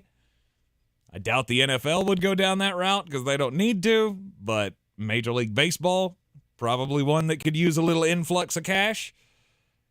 Saudi Arabia out of American sports, we're going to have to apply a lot of political pressure. But in the end, it's all about the money. And if you want to know the discrepancy between Tank and myself, he tells a serious political story and weird. My story, a woman in Michigan was rescued on Tuesday after getting stuck in an outhouse while trying to retrieve her Apple Watch, forcing police to remind people not to climb inside of toilets. The incident happened about 11 a.m. inside an outhouse bathroom at Dixon Lake, Michigan State Police said Wednesday in a statement. The woman was heard yelling for help and told first responders she had dropped her Apple Watch in the toilet. She then lowered herself inside to retrieve it and could not get out. This is the second story like this I've told in 2 years. I just want to know what exactly is in your brain at that time. It's a hole that people poo in, and you're lowering yourself into it to retrieve an Apple Watch. Do you not have insurance? It's $11, people. Insure your devices. It'll keep you out of a poo hole. Boom. That needs to be on the brochure No that you doubt. pick up at the Apple store. Doubt. I Get the swear, insurance. Stay out of a pool hole. If I still worked for Verizon, I guarantee you I would have pitched that to somebody. Hey, people keep dropping their devices into a place where people piddle. Maybe use that. It's $11 a month, and you won't have to do that. Yeah. Just report that thing stolen and move on. Assurion.com. That's the company that provides the more the you insurance. know. Is that what you were doing there? No, it's the company that provides the insurance. Ah, nice. And I hope they pick that up and use it as a commercial. You're in the Sportsocracy. This is ESPN Asheville, 92.9 FM, 880 AM and 1400. With the Chief coming in and all of that, we didn't really get a chance to break down what we saw last night from Thursday night football, and questions remain about the victorious team last night.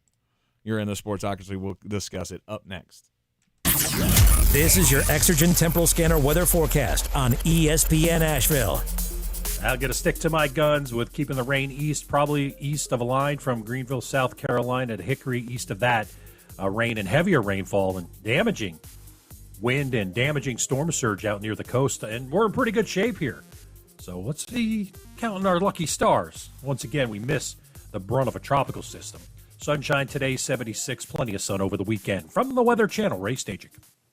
This report is sponsored by eBay Motors. You do anything to keep your vehicle happy. Let's make sure it stays running smoothly. With eBay Guaranteed Fit, the right parts are just a click away. When you see the green check, you know that part will fit. Get the right parts at the right prices. ebaymotors.com. Let's ride. Eligible items only. Exclusions apply. We're going abroad for the first time in years. To Spain. So we started using Babbel. And started learning Spanish fast.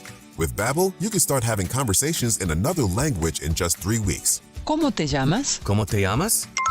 When you learn a language, you want to actually use it. Babbel is designed with that goal in mind. In just 3 weeks, we're starting to have conversations in Spanish. Gracias, Babbel. Babbel, language for life. Now try Babbel for free at Babbel.com. That's Babbel.com. Did you know COVID-19 related ER visits are 3 times higher than the flu? Stay up to date with the latest COVID-19 vaccines, just like you do with the flu, because you've got no time for 19. The vaccine may not be for everyone. Please consult with your doctor. Brought to you by Moderna, proud sponsor of the iHeartRadio Music Festival.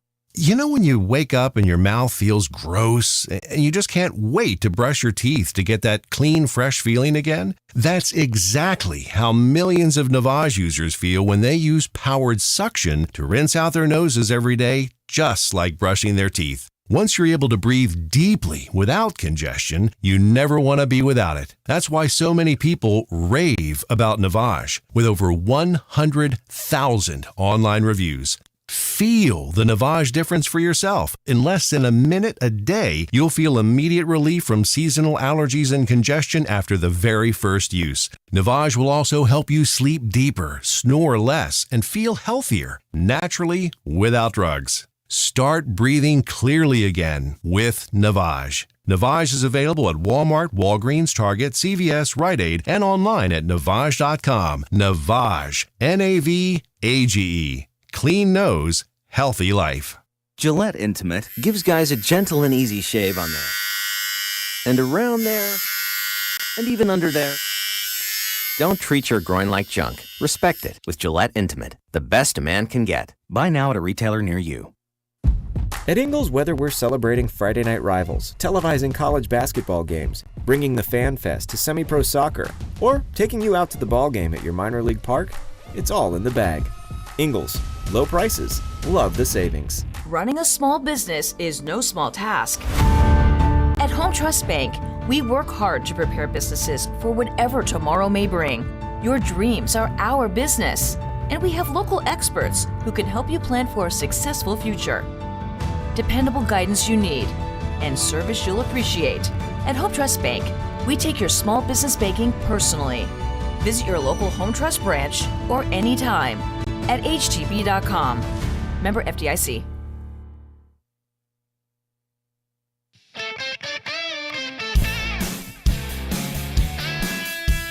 The Sportsocracy. Why are you smiling? Because I love football. Back in the Sportsocracy on ESPN Asheville, coming to you live from the Ingles studio. Last night on Thursday Night Football, well, I mean, it wasn't the total beatdown that I expected it was going to be, but it's pretty lopsided. Pretty lopsided ball game. Brock Purdy, he's not the guy. All right, he's not an elite guy. He's not the future. He's okay. He is serviceable for now. He's a cog in the wheel. That's what he is.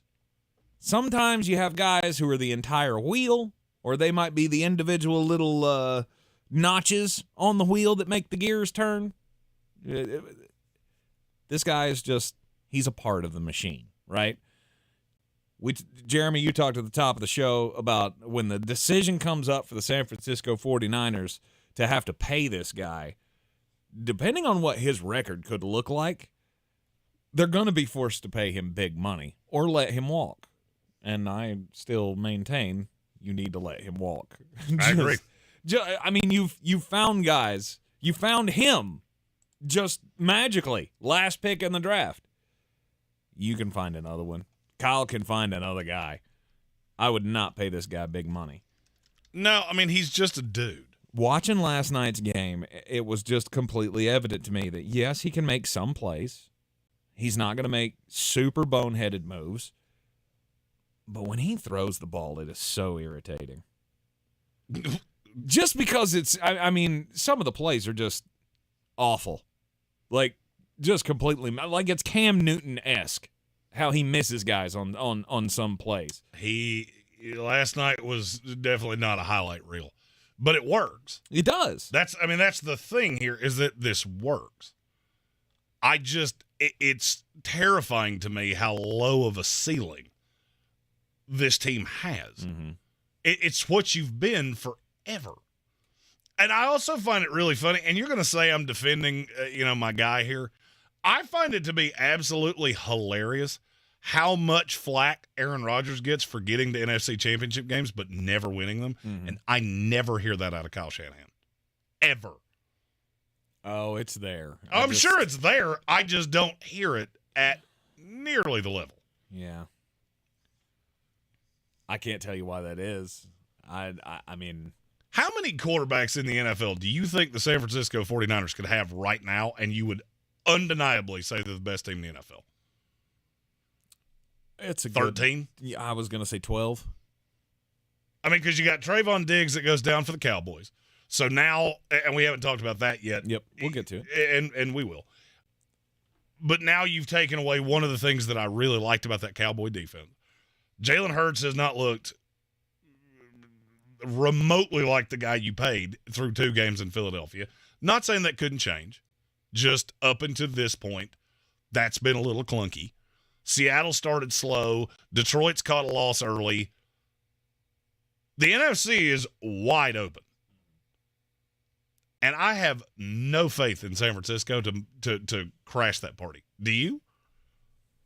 The defense is phenomenal. They've got one of the best running backs in the NFL. The weapons are fantastic, but I still look at this and go, I don't think you can beat really good teams in the playoffs with that. My answer is I don't know. I honestly do not know. I feel like there could be a scenario where I see the Dallas Cowboys and the San Francisco 49ers battling it out. It's a close game, and, Dak makes that one mistake that he shouldn't. Cost him the game. San Francisco could make it to a Super Bowl that way. If it's Philadelphia, I don't know. As this offense continues to grow over the season, I feel like they're going to iron out all of their problems, and they'll be, if not just as, almost as terrifying as they were last year. I still think San Francisco at this point, they're in the discussion. Mm-hmm.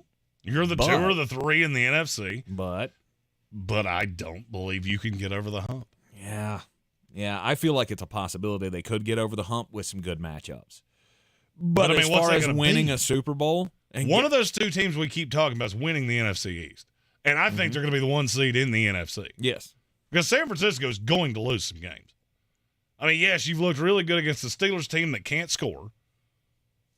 You looked fine against the Rams, but you struggled far more than you should have. And Sean McVay apparently hates gamblers and their money and had to kick a field goal that meant nothing to anybody. And then you beat a Giants team that, like Kevin the PRF said, didn't even use their best target. That was one of the more mind-boggling parts of last night, too. Jalen Hyatt has 2 big catches the week before, and then I think he ran 4 routes the entire game. Did Daniel Jones ever push the ball down the field? No, because Daniel Jones is terrible. Well, and that offensive line is terrible. And they were, in the first half, what I saw of the game anyway, they were all over him. And he really had no time to do anything with it. They got home pretty consistently on Daniel. At least pressure. Pressure, hands in his face, all that kind of stuff. They were doing stuff. They were doing stuff against that offensive line. I find it really funny that you get to this point, and the Giants were incredibly predictable to me, and I can say that very confidently because, I predictabled it. What does this team do well? Everybody told me how good the defense was going to be. The defense is awful.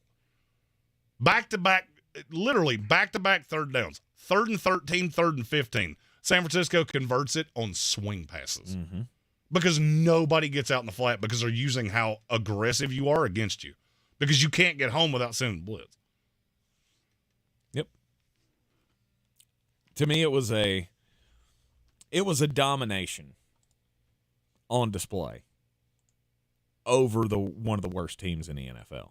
Notorious B.I.G. I don't see this turning around for New York. I don't either. Notorious B.I.G. in our YouTube comment said Daniel Jones is Brock Purdy without Kyle Shanahan. I'd agree with that. No lies. I would agree with that. Put Daniel Jones on this San Francisco team, and we're saying the same things about him. That was the reason I was so confident in Sam Darnold. A lot of people have said I don't like Brock Purdy because he beat out Darnold. No, I didn't like Brock Purdy before Sam Darnold was in San Francisco. You keep beating bad teams. I just don't really care. There are a lot of guys that can do that. Baker Mayfield can do that. Yeah. Well, you'll see against Philadelphia what he does against good teams.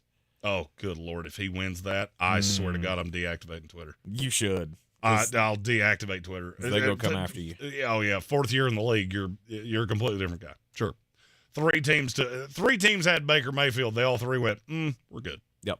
San Francisco versus Dallas in 2 weeks. That's what I'm looking forward to. We'll see what that looks like. That's where I think that's where you're going to see what I'm talking about. Mm-hmm. So Trayvon Diggs went down. It's not, obviously, nobody ever wants to see a guy get injured. He got injured in practice, tore his ACL. How bad does this hurt the defense of the Dallas Cowboys? Next 2 weeks, you won't even notice it. They play the Cardinals, they play the Patriots. It doesn't really matter. Okay. That 49ers game is going to be tough because now, I said this all offseason after they got Stephon Gilmore. I got Gilmore that can go on the one. If you've got a burner, I need to put Trayvon Diggs on him because he's faster than Stephon Gilmore. Now you don't have that. Now it's Noah Igbenogany and Deron Bland. And Bland's a good slot corner. I don't think he plays well on the outside. And now there's just a hole. I could make the argument, and I heard a lot of people. We put some things out about Trayvon Diggs yesterday when the injury news came down. And there was a lot of how overrated he is. Yeah, he is. As the best corner on a team. Mm-hmm. As the two, he's the best two in the NFL, and I don't even know that that's debatable. And it just changes the matchups. It changes how aggressive Dan Quinn can be. You can't feel as good on the, or even a facsimile of as good with Noah Igbenogany on the outside as you did with Trayvon Diggs. And so that takes away. Now Micah Parsons has to be every bit as good as he has been over the first 2 weeks, and probably even a little more, because you're not going to be able to funnel those blitzes at quarterbacks the way that you have. Does it change anything for how you feel about Dallas? No, it doesn't. Doesn't really me either. I was a 10 confident in Dallas this time yesterday. Mm-hmm. I will say I'm a 9-2 now. Okay. I was never at a 10. I was probably in the high 8s, and maybe I'm at mid 8s now, but I really don't feel like it makes that big of a deal. I actually feel like I think it maybe burns if you in the playoffs. Maybe if Dallas wanted to make a move here, you're well before any trade deadline or anything. There might be a name out there that you can go and get to add to that secondary, because I don't want Noah Igbenogany to be in my 2. Well, I mean, and that's the thing. I always hate to say that an injury was timed well, because there's never a good time for an injury. But you get 2 weeks to really see what you can do. Mm-hmm. I mean, I'm not overly worried about Michael Wilson or Devontae Parker and what they're going to do to you with that pass rush, because you got Josh Dobbs and Mac Jones. Mm-hmm. Before you have to see Brandon Ayuk and Deebo Samuel, you get a couple weeks to feel it out, really see where it is. And then if it's bad, you're going to see it against San Francisco. Yeah. Because whoever gets that secondary coverage is going to hurt you. Mm-hmm. And then you make the move. I mean, the Dallas secondary was suspect when you were relying on these guys, right? When it was just Trayvon Diggs and Jordan Lewis and Deron Bland. That's how you move the ball against this team, was through the air. Mm-hmm. And teams are going to try to do it again. So I would expect them to go out and make a move. Well, I mean, but the pass rush is so ferocious now that's the best friend of a mediocre secondary. Mm-hmm. But whoever you bring in, they could actually make you a little more efficient. As much as Trayvon Diggs was getting burned, I know the splash plays were wonderful and the turnover plays were wonderful, but he was giving up boatloads of yards, right? He was still one of the highest yard allowers. That's not the right way to say that, but I don't know how else to say it. It doesn't sound correct, no. No, but he was. Well, I mean, as the 2, he was the 6th highest rated corner in the league through 2 weeks. Well, that's good. Now, that's also a little biased because you got to think about who they played. Mm-hmm. So you got the Jets, whose 2 is Alan Lazard. True. And the Giants, whose 2 is whichever mediocre slot player they feel the urge to throw out there at any given time. Yeah, in that slot.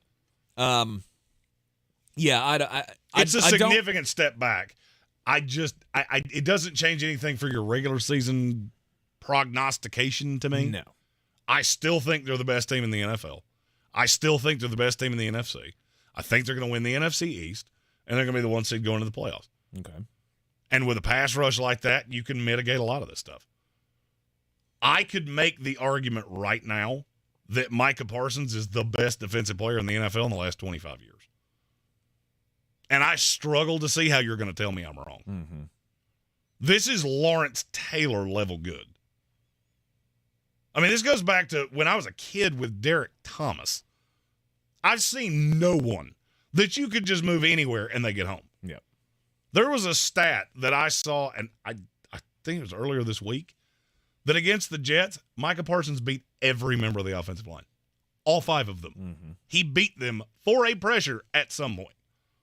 Because they just move him everywhere. The highlight that was going around yesterday, or I saw it yesterday, where he played Mr. Fake It with Connor McGovern, was quite comical. I mean, just the movement before the snap just had Connor McGovern on his wheels on his heels before this ball was even snapped, and it was nothing for him just to go around him because he'd already confused him before the ball had even, got snapped. And Kelvin Joyner in the YouTube comments said, Aaron Donald, I know exactly where he's coming from. He's a tremendously impactful pass rusher. He's not dropping deep, which I saw Micah Parsons do on Sunday. Mm-hmm. He can play virtually any position on a defense. And there might be the argument think that's going to mitigate this. Well, I was going to say there might be the argument that makes Aaron Donald even better because you know where he's coming from and you still can't stop him. And Micah Parsons can come at you from different angles, so it would be harder to shade that blocking. I'm not ready to go there. I wasn't ready to go there last year. I'm not ready to say it. Is he the most special guy we've seen in the league since Lawrence Taylor? Yeah, probably. For me, we're already there at this point in his career of Lawrence Taylor, Derek Brooks, Micah Parsons. Wow. Best linebackers of all time. I watched all 3 of them play. I've never seen anybody like the 3 of them that weren't the 3 of them. Yep. I mean, there have been great pass rushers, DeMarcus Lawrence, Von Miller. None of them done this. You're in the Sportsocracy. This is ESPN Asheville. Another set of bangers coming up next. The season we've all been waiting for is here. No, not that one. The season of the Big Orange Tent is underway in Western North Carolina. The area's largest selection of Halloween costumes, decorations, and accessories is at the Big Orange Tent at the Asheville Mall. Halloween Express is your one-stop shop for adult and child costumes, superheroes, horror icons, inflatable suits. You can find it all under the Big Orange Tent at the Asheville Mall. 10 to 8 Monday through Saturday, 12 to 6 on Sundays. I believe real estate isn't about properties. It's about people. I'm Clarissa Hyatt Zack with eXp Realty, serving all of Western North Carolina. Navigating the home buying and selling journey can feel overwhelming at times, and that's why having an agent who cares about you and your needs is key. I'm a native of Western North Carolina, and I close over a home a week. I'm an expert in the market, pricing my sellers correctly to net you the most money, and working as a skilled negotiator for my buyers. Please give me a call today at 828-774-6343 to set up a complimentary market analysis. If cleanliness is next to godliness, look around the car right now. Is that very godly? Look, life comes at you fast, but so does WBNC Auto Detailing. They have the tools to make your interior look like it's coming off the showroom floor. You don't believe me? Check them out on Instagram. All that filth and years of stains disappear. WBNC Auto Detailing does full interior and exterior details with paint correction, and they do wax and ceramic coatings. Call WBNC Auto Detailing at 455-3700. Premium care with a Southern hospitality touch. The iHeartRadio Asheville Pro Football Pick'em Challenge is back. Just log on to WWNC.com and go to contest, and you can sign in to make your picks. Each weekly winner wins a $50 gift card to Asheville Pizza and Brewing. Make your picks now. Kelley Blue Book is the one-stop shop for pricing, fixing, selling, and instant cash offering. Instant Cash Offer is exactly what it sounds like. An official offer to buy or trade your car. Just enter your VIN or license plate, answer a few questions about your car's history, and what kind of condition it's in. In minutes, you'll receive an offer to sell or trade your car that you can be sure is fair. Then choose a dealer to purchase your car and schedule a time to meet. For all of the its, KBB.com. Is joint pain, soreness, and achiness getting in the way of your best life? Football legend Emmitt Smith refuses to back down to pain. That's why he's a huge advocate for QC Kinetics and their natural approach to getting you relief. Look, we get one trip around. So I wouldn't ever let pain stop me from hanging out with my race team, traveling with my family, or golfing with my friends. Emmett's got it right. And QC Kinetics uses regenerative medicine to relieve that never-ending pain in your knees, hips, shoulders, and back. And the best news, there's nothing foreign being introduced into your body. Just your own body's natural healing properties. No surgery or no downtime. If pain's holding you back, maybe it's tennis, pickleball, running, hiking, or spending time with special people in your life, what are you waiting for? This is precious time. Get out there and get over to QC Kinetics. Call QC Kinetics, 828-333-9517. That's 828-333-9517. 828-333-9517. Did you know that Ingles sells more organics than any other grocery store? Or that they run their own dairy? Or that they only serve USDA Choice and Prime meat? Or that they donate 3,956 meals a day to local food banks? Well, now you do. It's all in the bag. Coffee's for closers only. Get them the money. Then when you get the money, you get the power. That watch costs more than your car. Then when you get the power, then you get the woman. I told you this week I'm coming back with a vengeance. And that means I don't just have underdogs. I got a very specific kind of underdog. Oh, you didn't know? Your ass better call somebody. It's not just an underdog, it's a road dog. We start with Georgia Tech, who's a 4-point dog at Wake Forest. Let me tell you a dirty little secret about Wake Forest. They're awful. I noticed it against Elon. I really saw it last week against Old Dominion. They should have lost to an Old Dominion team that is just god-awful. Georgia Tech's not terrible. The offense is just not all that great. I think it's a field goal game on either side. I actually think Georgia Tech's going to win this outright, so give me the Yellow Jackets plus the 4. Next, Iowa's a 14.5-point dog in a whiteout at Penn State.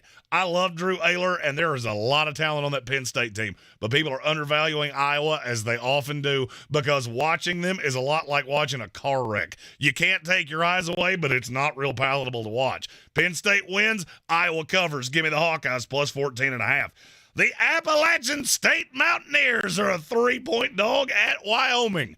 I understand the elevation. You do get that App State plays at elevation too. In terms of talent for talent, this isn't close. The public's been duped by that win that Wyoming had over Texas Tech. Give me Appalachian State, they went outright. Army's a 13-point dog at Syracuse. Army plays slow. Syracuse is not disciplined. Syracuse will win, but Army will cover. And finally, the fighting Deion Sanders of Colorado. I'm falling for it. You know what? I've played through this game every way humanly possible. I know there's no Travis Hunter. I know it's Bo Nix at home. And I got duped last week by Colorado State, and I shouldn't, because that was a crazy high number, and the Sharps were on the other side. I knew that, and I didn't take it into account. This week, the Sharps are split. You got a lot of money on Oregon. You got a lot on Colorado. They're not going to win this game, I don't think, but I do think they'll keep it close, and I'm going over whatever number you throw on it. Take those to betus.com. Use our promo code Sportsocracy to get a 125% deposit match on your initial investment and up to 30 risk-free bets, and wager the NFL with us all season long. This is your Exergen Temporal Scanner weather forecast on ESPN Asheville. I'm going to stick to my guns with keeping the rain east, probably east of a line from Greenville, South Carolina to Hickory. East of that, rain and heavier rainfall and damaging wind and damaging storm surge out near the coast. And we're in pretty good shape here. So let's see, counting our lucky stars. Once again, we miss the brunt of a tropical system. Sunshine today, 76, plenty of sun over the weekend. From the Weather Channel, Ray Stajic. Hi, this is Dr. Brad Schaefer. As a podiatrist, I can tell you no two people's feet are alike, which is why I recommend Dr. Scholl's custom fit orthotic inserts. They're customized for your feet, so you get a unique solution your feet really need, not just a one-size-fits-all insole. They're clinically proven to provide pain relief for achy feet, knees, lower back, plantar fasciitis, and heels. Take the Dr. Scholl's custom fit orthotics assessment in Walmart today, now in the foot care aisle. Find the brands, inspiration, and great value you need to own your style at Macy's VIP sale, going on now. Use your coupon or Macy's card and take an extra 30% off fall trends and updates. Plus 15% off go-to beauty, skincare, and fragrances. Plus shop specials and find great deals on top brands at Macy's VIP sale. Savings off regular sale and clearance prices. Exclusions apply. Tomorrow, join global citizens, artists, world leaders, corporate leaders, and philanthropists for Global Citizen Festival 2023, starring Red Hot Chili Peppers, Miss Lauryn Hill, Jungkook, Anita, and more. Watch live on the Global Citizen app. Listen on Global Citizen Radio with the free iHeartRadio app. And join the global movement ending extreme poverty. Tomorrow, starting at 4 p.m. Eastern, 1 Pacific. From the Ingalls Studios, this is ESPN Asheville, WPEK, W225CJ Fairview, WMXF Waynesville, and iHeart Radio Station. The Sportsocracy. That fires me up, man. I love it. Say it one more time. The Sportsocracy. Shake it back! Beer City's best sports talk. It is gross. Just earlier. They are mature, actually. You just have to get to know them better. Your lunchtime dose of dumbassery. Live from the Ingalls studio. It's the Sportsocracy live in the Ingalls studio on ESPN Asheville. 92.9 FM, 880 AM, and 1400 in the Sportsocracy. Heard everywhere on the iHeartRadio app. We are seen everywhere on YouTube. Go to thesportsocracy.com, click the live video link, subscribe to the channel so you can join us in the chat. Today is a Football Friday. That's right, and on a Football Friday, when it becomes the 2 o'clock hour, we do our daily draft, and it's always the same. Where are we going this weekend in college football and or in the NFL as well? And Jeremy, he's going somewhere. I am. I will be in attendance in Death Valley tomorrow. But I have the first pick. You ought not take my game. I'm not going to do that to you. There is one game above all this week to me, and it is in South Bend.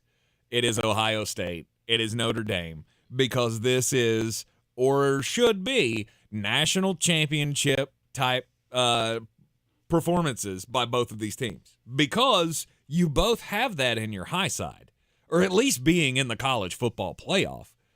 You're not necessarily favorites to win it all, but you are on the short list of teams that could be in the college football playoff at the end of this year. And I just got this little feeling I think Notre Dame is going to make a statement against Ohio State this Saturday night, 7:30. It's going to be phenomenal. Whatever the result is, even if Ohio State wins, it is going to be a great game between these two. But I'm looking for Sam Hartman to plant his flag in the Heisman race and as a national treasure. As a national treasure. Because he is. He is a national treasure. You just haven't seen it yet. And when he comes out and he throws for over 300 yards and 4 touchdowns against the Ohio State Buckeyes, you're all going to go, yeah, he's kind of cool. We want to hang out with Sam Hartman now. And the Heisman race will be to the moon. I have a very dedicated lean on this game. It's not that I don't believe in Ohio State. You've just given me nothing to believe in to this point. Mm-hmm. That you're going to go on the road and beat a team that is really bought in. I would agree with you. This is the best game of the weekend on paper. I don't know that this will be the best game of the weekend on television sets. Okay. Obviously, I am going to one of these games, so I feel as though I should have to take the game that I am actually attending. So I will take Florida State Clemson with my first selection. This is a big narrative game that could have a huge effect on these two schools. You want to talk about the wind being sucked out of Florida State's sails? Lose to Clemson again. Mm-hmm. Because they have been the big dog in this conference for an extended period of time. And Florida State feels like they're back. There's a lot of narrative around Boston College and how bad they looked. That moved the number, which is what made me like it so much. I don't think Clemson's very good. I'm not telling you that they can't win. I've almost resigned myself that they're going to because I'm going and I'm the kiss of death. Does that happen often when you go to Florida State games? No, because I haven't been since, the good times. I went a lot in the good times. Okay. When you knew that you could just show up at the stadium and I could run my mouth as much as I wanted to because you're going to win 56-3. I have not shown up as much in the post Jimbo Fisher era. Why would you? Well, and that's the thing. I think you're going to see a lot. I'm interested to see what the breakdown of fans in that stadium looks like tomorrow. Because Clemson is, you've won 2 games against Roast Beef Tech and Cupcake U, but that Duke game is still out there, and it's still very high in awareness. I don't think you have the weapons on the outside, and Florida State does in droves. But just think about where this goes for whoever loses. If Clemson loses this game, that Dabo Swinney refuses to do NIL and refuses to do the transfer portal, we will talk about that ad nauseum for the rest of this year and the entire offseason. Mm-hmm. But what if he wins? If at home you beat a Florida State team that's more talented than you, that's not an opinion, that's just a straight-up fact. You win this, and all of the heat from Duke goes away. Now, it may not mean much, because there's a great chance that you two will meet again in the ACC championship game, and you would have to beat them a second time. Right. But it gives you a reprieve from what happened at Duke. Conversely, Florida State loses, and it will get really, really, really loud around Mike Norvell. Because you've hit the transfer portal. You brought in the number 1 transfer class in the country that wasn't Colorado or one of these Matt Rule. We brought in 60 guys. In terms of a standard class of transfers, you had the best one in the country. Mm-hmm. And you have enough talent that you should be able to do to Clemson exactly what you did to LSU in the second half. But you can't start slow like that again. This has to be all gas, no break. You come out, start fast, hit early, hit often. And if you do, then that national title thing is going to get real loud because I don't know if you've looked at that Florida State schedule. There's not a whole lot of landmines there. There aren't. By the way, I have to say this. The Boston College thing, we've talked about that a lot of, Florida State could have lost. Mm-hmm. And I agree. I was very upset and very animated. It was the red bandana game. Boston College is always lethal in that. They beat USC in it at one point. I don't think they've ever lost by even 7 points. And I'm 99% sure they've never lost by more than a touchdown. And it was being played in a hurricane. You had 30-mile-an-hour winds, and it was raining. So those are both things that are less than ideal for the scenario as it sits. Mm-hmm. All right. So you're taking Florida State Clemson. Yes. And then? There are a lot of options. Look, this is the best week of college football I've seen in a long time. Mm-hmm. I'm tempted to take a game, but I know you're not going to. Okay. There's one that low-key I think will be a phenomenal game, but you know what? I'm going to take Iowa-Penn State. Ooh. I know that sounds weird, that is but here's off the board. Well, here's my thought. Okay. Penn State, this whiteout. Penn State hasn't been this nationally relevant in a long time. Mm-hmm. They haven't had a quarterback like this probably since Kerry Collins. If you just dog walk Iowa, it really changes the way I look at Penn State. Does it you? I mean, yeah, I guess it would. Because right now you're just, number 7 in the country, play good defense. You got some stars there, and I think there could be something. But if you lost this game, it all goes away. If you lose this game, it's gonna be rough. Well, if you lose, it all goes away. Right. But think about what happens if what you believe happens in South Bend and Ohio State gets walked by Notre Dame. Penn State walks Iowa. Mm-hmm. Does that not make you circle that game on November 11th with Penn State and Michigan and go, that's probably a college football playoff qualifier? Yes. Because if Ohio State gets dominated, I don't see any way they're beating a Penn State team that would be this formidable or Michigan. Mm-hmm. And then it gives you an actual real impediment to Michigan. Okay. All right. See, this is one of those three-dimensional chess things that you're doing. I would argue that has game the biggest effect on the national title picture of any game that's not Notre Dame, Ohio State. Okay. There are a lot of good ones. Mm-hmm. I don't really want to go to Pullman, Washington. I've been to Washington, and it's fine. My God, it rains a lot. All right. I have always wanted to see Beaver Stadium. So yeah, that's not a bad selection by you. However, I mean, yeah, I was not in danger of taking that one at all. My next selection, you might because you're so prone to taking Big Ten games. Because I am quite prone to do that. Well, that was part of it.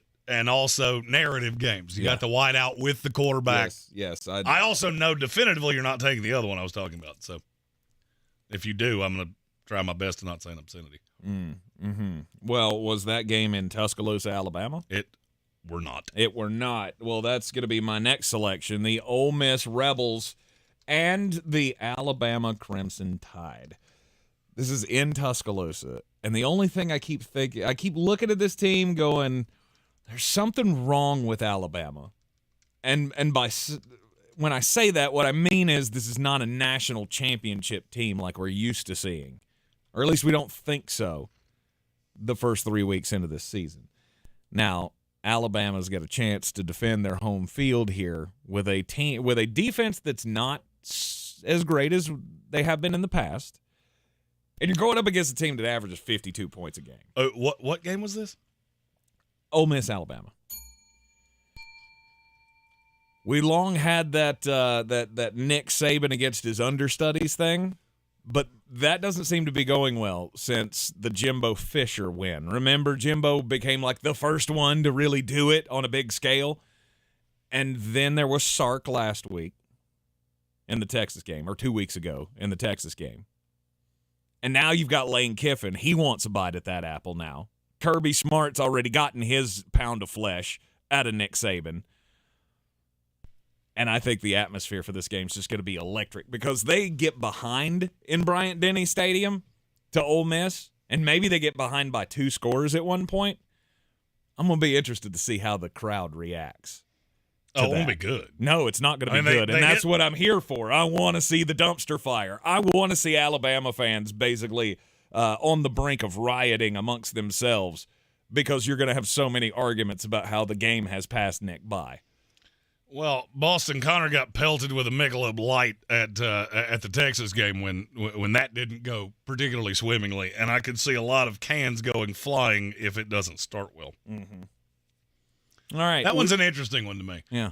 Why? I had it on my list, but it wasn't nearly that high. Oh, really? But I also have a really dedicated lane of how I think that game's going to go. Mm-hmm. I will tell you that at the end of this hour very loudly. Indeed. One more here before Jeremy gets to take his break to think about it. Weird. It's weird does. how that works. It's almost like I designed this that way. My third selection of where to go this week in the football world is we're staying in the college ranks here, and it's Oregon. I don't know why you didn't do that earlier. I mean, Autzen Stadium with Colorado and Dion coming to town. It's the greatest circus on earth right now. To me, that one is not as... If Travis Hunter was up for this game, I would probably have taken it where I took Penn State. Mm-hmm. I don't think either of these teams are nationally, in terms of the playoff, are nationally relevant. No. I mean, Oregon, I guess, would be if they can come up with a win over USC down the road. But you got to win this one, and they're going to. I feel like they're going to win this game, but Colorado's going to make it interesting. I don't know. The thing with Colorado is I keep going back to that TCU game. I don't know if you've noticed this. Have you noticed what TCU's done to teams in the 2 weeks since? Steamroller. Yeah. That TCU team is not bad. Well, have they been playing Texas State's? We should really stop using Texas State because they're not awful. Are they not terrible? They're not terrible. When I say Texas State, I'm talking about the directional tech. Yeah. I'm talking about, you remember that movie Necessary Roughness? No. Just because I made movie references earlier. Good Lord. I mean, yeah, they played Nichols in Houston, but the game with Houston was in Houston. Okay. And they freight trained them. Okay. I mean, Nichols State, I'm not sold. Houston, okay, I'll give you a little credit for that. But see, to me, the reason I didn't take this game is I think I want to watch this on television more than I want to be there. Oh, okay. The spectacle of all of it. I mean, if I'm in the crowd, I'm not going to see The Rock and Warren Sapp and all these other guys that are on the sideline. You want to watch the red carpet show, basically. Which it's become. Yeah, I mean, it has. That's exactly what this has become. And if you think I see a lot of people saying, oh, I'm going to delete my Twitter or I'm tired of this Colorado thing. You think you're tired of it right now?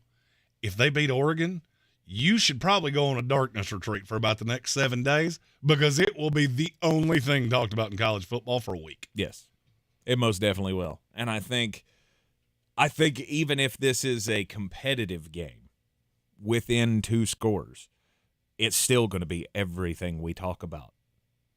Because you're a 3-point dog to a team with national championship hopes. Whether we think they're there or not, this is a team that's on the national radar. Bo Nix, Oregon putting up 60 points a week or whatever, they're a brand. They just are. And Colorado hangs with them to some extent. We're going to talk about it anyway. So they don't have to win the game. I mean, we're going to talk about it, no doubt, because it's the biggest story in college football. I just feel like it really takes the wind out of the sails if you lose. Yeah. Because then it almost becomes a foregone conclusion that you're going to lose to USC next week. Maybe so. But let's say Oregon hangs 50. You asked me earlier what I thought the score of this game was, and it's aggressively over the number. Say it's 52-38. Mm-hmm. Do you walk away from that going, oh, yeah, Colorado's a real threat to USC? Oh, no. No. I didn't think they were to begin with anyway, just for the record. But now if you beat Oregon, now that will be the narrative for an entire week. Yeah, absolutely. They're going to beat USC in their place. And now, the talk that we haven't had yet, Colorado's going to the college football playoff because that's where that will go. Mm-hmm. They beat Oregon, I promise you, that will be the lead on half the shows of the country on Monday. Yep. Deion Sanders is going to lead them to college football playoff his first year there. You're in the Sportsocracy. This is ESPN Asheville. We'll give Jeremy some time to think about the next 2 places he will go this weekend in football. You're in the Sportsocracy on ESPN Asheville. Real estate isn't about properties. It's about people. I'm Clarissa Hyatt Zack with eXp Realty, your native realtor serving all of Western North Carolina. I will work hard for you, and I believe in doing the right thing every time. I market each of my listings to reach out-of-town buyers. I use a professional photographer and drone video on every single listing, as well as collaborate with agents across the country to find your buyer. Check me out online at clarissasellswnc.com or give me a call at 828-774-6343. It would be my pleasure to assist you through the real estate process. Are you Beer City's best fantasy football player? Your chance to prove it is back. The Sportsocracy's Battle for the Belt is back for year 2 with 2 ways to win. Our standard contest and the new Eliminator Challenge for the most hardcore of football fans. Play fantasy football with us every week of the NFL season and compete for a cause with proceeds benefiting Evelyn Charity's St. Nicholas Project. Register today at thesportsocracy.com and take your shot at the title of Beer City's fantasy football champion. Attention, it's time for the morning announcements. Make sure your parents are aware of the Ingalls Tools for Schools program and ask them to link their Ingalls Advantage card to our school. Remember, you have to do it each year.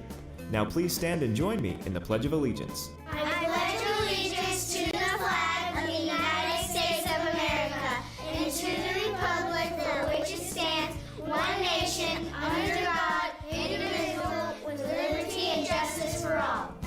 Did you know COVID-19 related ER visits are 3 times higher than the flu? Stay up to date with the latest COVID-19 vaccines, just like you do with the flu, because you've got no time for 19. The vaccine may not be for everyone. Please consult with your doctor. Brought to you by Moderna, proud sponsor of the iHeartRadio Music Festival. You know when you wake up and your mouth feels gross and you just can't wait to brush your teeth to get that clean, fresh feeling again? That's exactly how millions of Navage users feel when they use powered suction to rinse out their noses every day, just like brushing their teeth. Once you're able to breathe deeply without congestion, you never want to be without it. That's why so many people rave about Navage, with over 100,000 online reviews. Feel the Navage difference for yourself. In less than a minute a day, you'll feel immediate relief from seasonal allergies and congestion after the very first use. Navage will also help you sleep deeper, snore less, and feel healthier, naturally, without drugs. Start breathing clearly again with Navage. Navage is available at Walmart, Walgreens, Target, CVS, Rite Aid, and online at Navage.com. Navage. Navage. Clean nose, healthy life. Gillette Intimate gives guys a gentle and easy shave on there. And around there. And even under there. Don't treat your groin like junk. Respect it with Gillette Intimate, the best a man can get. Buy now at a retailer near you. Coming to Hulu tonight and tomorrow. Don't miss our 2023 iHeartRadio Music Festival. The biggest superstars from all genres of music on one stage. T-Mobile Arena here in Las Vegas. Stream it live only on Hulu. You will not want to miss. Tonight and tomorrow, starting at 10 p.m. Capital One is a proud partner of the iHeartRadio Music Festival for the 7th year in a row, bringing great products, rewards, and services to its customers. What's in your wallet? The Sportsocracy. Let's open up the whole can of kick-ass and kill them all. Let the paramedics sort them out. We're back in the Ingles studio on ESPN Asheville 92.9 FM, 880 AM and 1400. Sportsocracy. Daily draft on a football Friday. Where are you going to go this weekend? I'm going Ohio State, Notre Dame. That was my number one. That's going to be phenomenal atmosphere. National television under the lights. One of the most historic places in all of college football. He is actually going to Florida State and Clemson down in Death Valley. Then you went Iowa, Penn State, which kind of threw me for a loop, but I get why you're going. And then I went Ole Miss, Alabama, Colorado, Oregon. I'm going to do that Jeremy Green thing.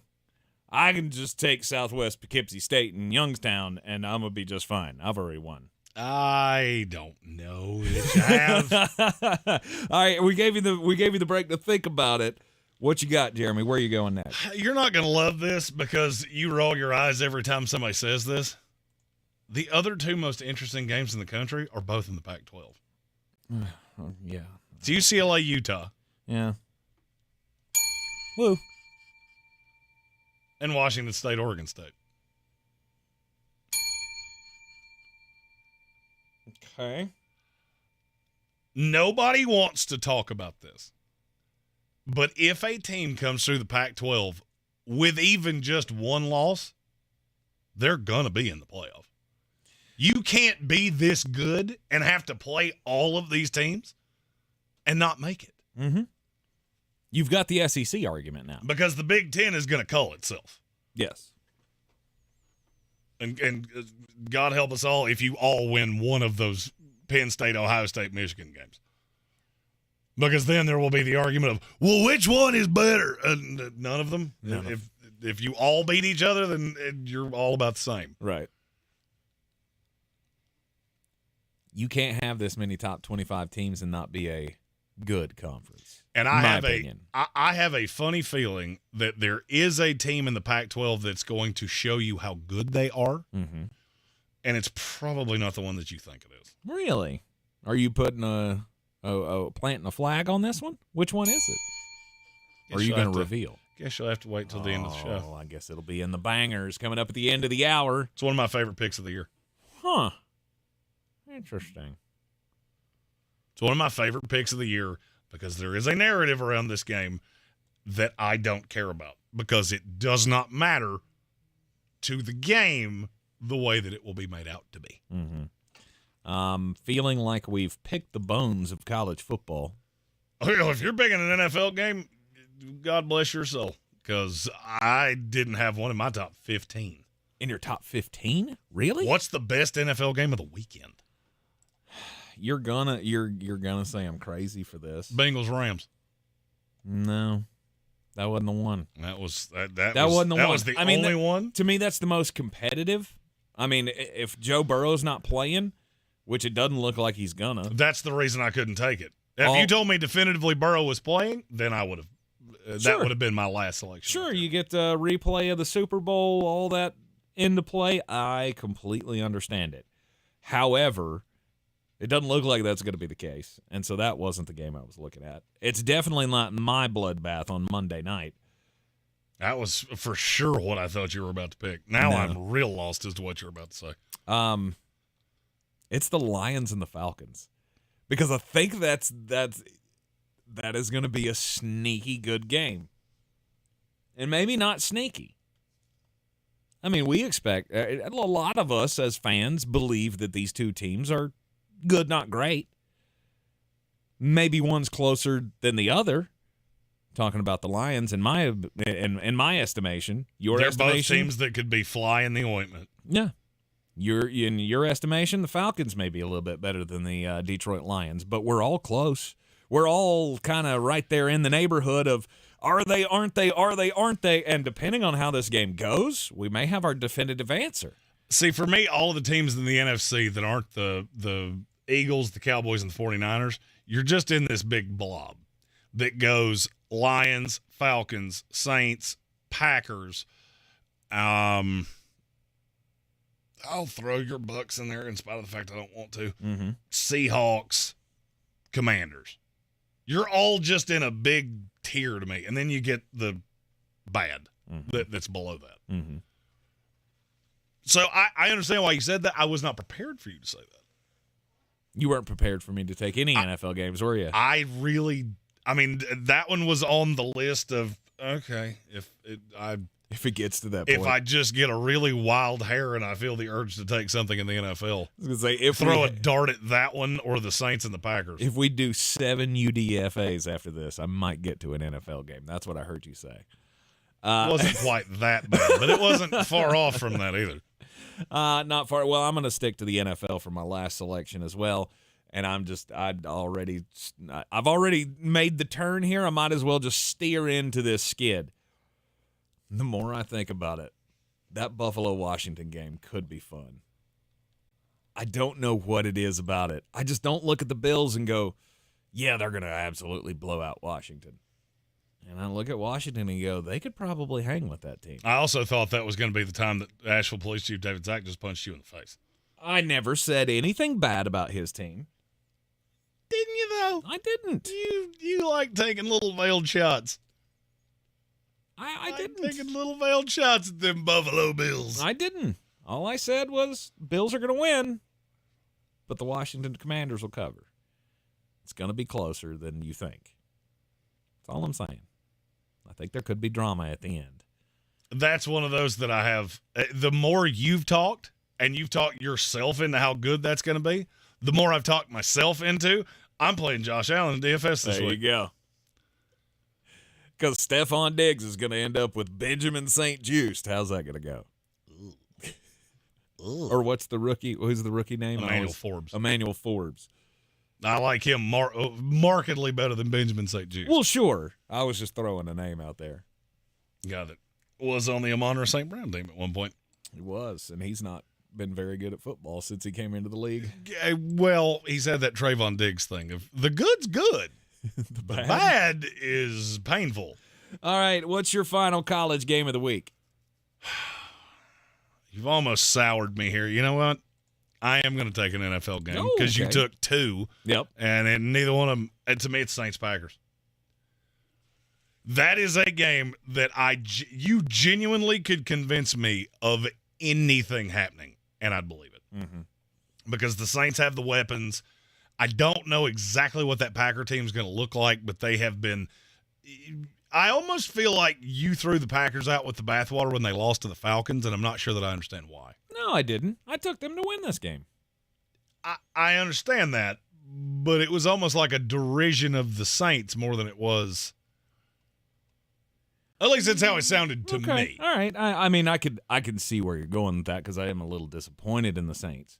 I did expect the Packers to win that game against Atlanta last week. The fact that they blew it, though, That's one of those I look at and I go, I don't really know that was Green Bay blowing it as much as it was Atlanta showing the fortitude to come back and win it.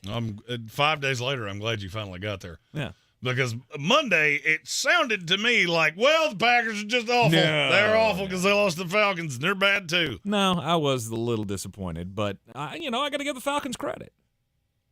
That's a well-coached team that is not fun to play. Mm-hmm. And I agree with you. The Packers and the Saints game could be a whole lot of fun. I just don't see I don't see a whole lot of fun to watch. Now, if you're playing DFS, you should have the Chargers and the Vikings because neither of those teams can stop a nosebleed. Justin Jefferson and whoever plays running back for the Chargers, you're welcome. You now have 7 spots to fill. Good luck. Yep. You're in the Sportsocracy. This is ESPN Asheville, 92.9 FM, 880 AM, and 1400. The Football Friday continues after this. This is your Exergen Temporal Scanner weather forecast on ESPN Asheville. I'll get a stick to my guns with keeping the rain east, probably east of a line from Greenville, South Carolina to Hickory. East of that, rain and heavier rainfall and damaging wind and damaging storm surge out near the coast. And we're in pretty good shape here. So let's see, counting our lucky stars. Once again, we miss the brunt of a tropical system. Sunshine today, 76, plenty of sun over the weekend. From the Weather Channel, Ray Stajic. This report is sponsored by Macy's Backstage. What will you find at Macy's Backstage? Here's a hint. Fall finds for $25 and under, like sharp blazers, cozy sweaters, cargo pants, jackets, and more. Find the latest trends and new arrivals at a Macy's Backstage store near you. Did you know COVID-19 related ER visits are 3 times higher than the flu? Stay up to date with the latest COVID-19 vaccines, just like you do with the flu, because you've got no time for 19. The vaccine may not be for everyone. Please consult with your doctor. Brought to you by Moderna, proud sponsor of the iHeart Radio Music Festival. Coming to Hulu tonight and tomorrow. Don't miss our 2023 iHeartRadio Music Festival. The biggest superstars from all genres of music on one stage. T-Mobile Arena here in Las Vegas. Stream it live only on Hulu. You will not want to miss. Tonight and tomorrow, starting at 10 p.m. Capital One is a proud partner of the iHeartRadio Music Festival for the 7th year in a row, bringing great products, rewards, and services to its customers. What's in your wallet? All across the Tar Heel state, this is Carolina football. Stepping through a tackle and stepping to the end zone. It is pouring points in Chapel Hill. Holy cow, Carolina's going to win! The Heels begin conference play against the Pitt Panthers. Pre-game coverage starts at 7, kickoff at 8 on your home for Carolina football. Asheville's home for the Tar Heels is ESPN Asheville. If cleanliness is next to godliness, look around the car right now. Is that very godly? Look, life comes at you fast, but so does WNC Auto Detailing. They have the tools to make your interior look like it's coming off the showroom floor. You don't believe me? Check them out on Instagram. All that filth and years of stains disappear. WNC Auto Detailing does full interior and exterior details with paint correction, and they do wax and ceramic coatings. Call WNC Auto Detailing at 455-3700. Premium care with a Southern hospitality touch. Running a small business is no small task. At Home Trust Bank, we work hard to prepare businesses for whatever tomorrow may bring. Your dreams are our business, and we have local experts who can help you plan for a successful future. Dependable guidance you need, and service you'll appreciate. At Home Trust Bank, we take your small business banking personally. Visit your local Home Trust branch or anytime at htb.com. Member FDIC. The best season of the year is here. Tailgate season. Monster Brewing presents this season's MVP. The Beast Unleashed. With 4 bold, familiar flavors. With 0 caffeine and 0 sugar. Beast Unleashed is your new pregame ritual. With white haze, mean green, peach perfect, and scary berries, there's a flavor for every fan. The Beast Unleashed. 6% alcohol by volume. Unleashed responsibly. Must be 21 or over. Beast Unleashed. Available at your local retailer.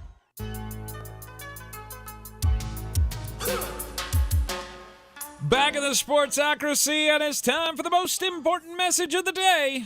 Don't do crimes! Oh, and crimes. You remember that thing that I say every now and then about, crime doesn't pay? I had so many lines right there. If you had just taken a breath. And sometimes, I mean, there's a limit. Like, crime can pay up until a certain point, and then eventually it's all going to come back down to earth, right? Well, this story kind of falls into that. 11,000 cops were called in to storm Venezuela's Tocorón prison. The Tocorón prison, and why 11,000 police and soldiers were called in, is because it's apparently been run for years by a gang that goes by the name of Tren de Aragua. And these guys had set up basically like a Club Med. If you get busted in Venezuela and they send you to do time and you're in this gang, apparently they had all the pull to be able to, hey, you can come on down to our little retirement village. The Tocorón prison had the greatest amenities that I've ever seen any prison have before. They had a zoo. There was an entire zoo inside this thing that had tigers, lions, crocodiles, and pumas. I have an idea. We could satiate Joe Exotic by sending him to run the tiger enclosure at this jail. There you go. The gang had its own nightclub. They had a restaurant that when your family came to visit you in prison, you could just take them to the restaurant. And it's like 5-star fine dining type place. The nightclub, it looks like a nightclub that you would find in one of those vacation resorts. You ever been to one of those? No. They're like Sandals or something? Yeah, like a Sandals resort or something like that. No, I've never been to one of those.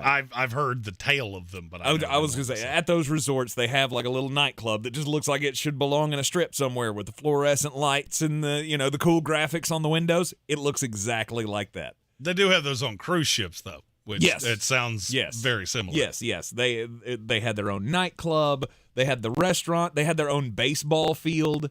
There was also a room where gambling activities took place, and another where inmates would illegally mine cryptocurrency because the gang ran the prison.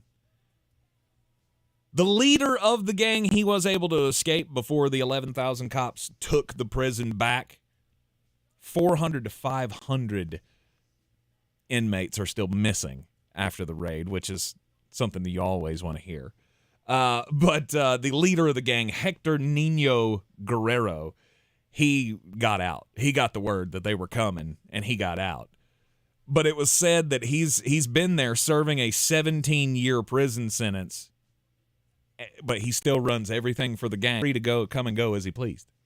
Venezuela, isn't that the same country where their money became so worthless and it was basically valued as much as poo tickets that it was just in the streets? Hey, there you go. Maybe you shouldn't have prison resorts because crime is bad for your economy. It's not good. It's Chicago, not good. Take heed of that. Many other places in North America. Take heed of that. The Venezuelan government claiming a victory here after they were able to take the prison back. And, I wonder how long that's going to last, though. My story is a two-parter. And the best way I could title this, anything you can do, I can do better. I can do anything better than you. Starts with Officer Cody Brackett. He's a member of the California Highway Patrol in Merced. Okay. He was on duty, and he spotted something going down the road that he had not seen before. It was a mounted man that was on top of a horse with an open container of alcohol. He concluded that the rider was impaired by alcohol, which led to his arrest for a DUI. Bet you didn't know you could get a DUI on a horse, but in some states, you can. Not to be upstaged is 51-year-old Indiana native John McKee. He has been trying to find his 15 minutes of fame. And to do that, he's been getting liquored up and driving a power wheel down the road for 9 months. Nice. Do you know how I know that? How? Because he got caught And he told the police officer that. He said, I've been doing this every day trying to get one of you to catch me, and you're the first one that stopped me. Do you know what a power wheel is? Mm-hmm. It's that little car, little battery-powered car that you give to children. Yeah. He was driving one of those down the road. He was also high on cocaine. Of course. Marijuana and methamphetamine. Oh, he got the triple. He did did. The hat He trick. hit the triple crown of crimes, which led to him going, maybe I'll become famous off of this. That's a direct quote from the police tape. No, sir. You're not going to become famous, but you could get a little 5-minute spot on a local 100%. Asheville radio show. And whatever it is you're thinking old John McKee looks like, it's exactly that. And if in Tank's case, except without a mustache. Mm-hmm. He does have no mustache. But he does look very sleepy in his mugshot.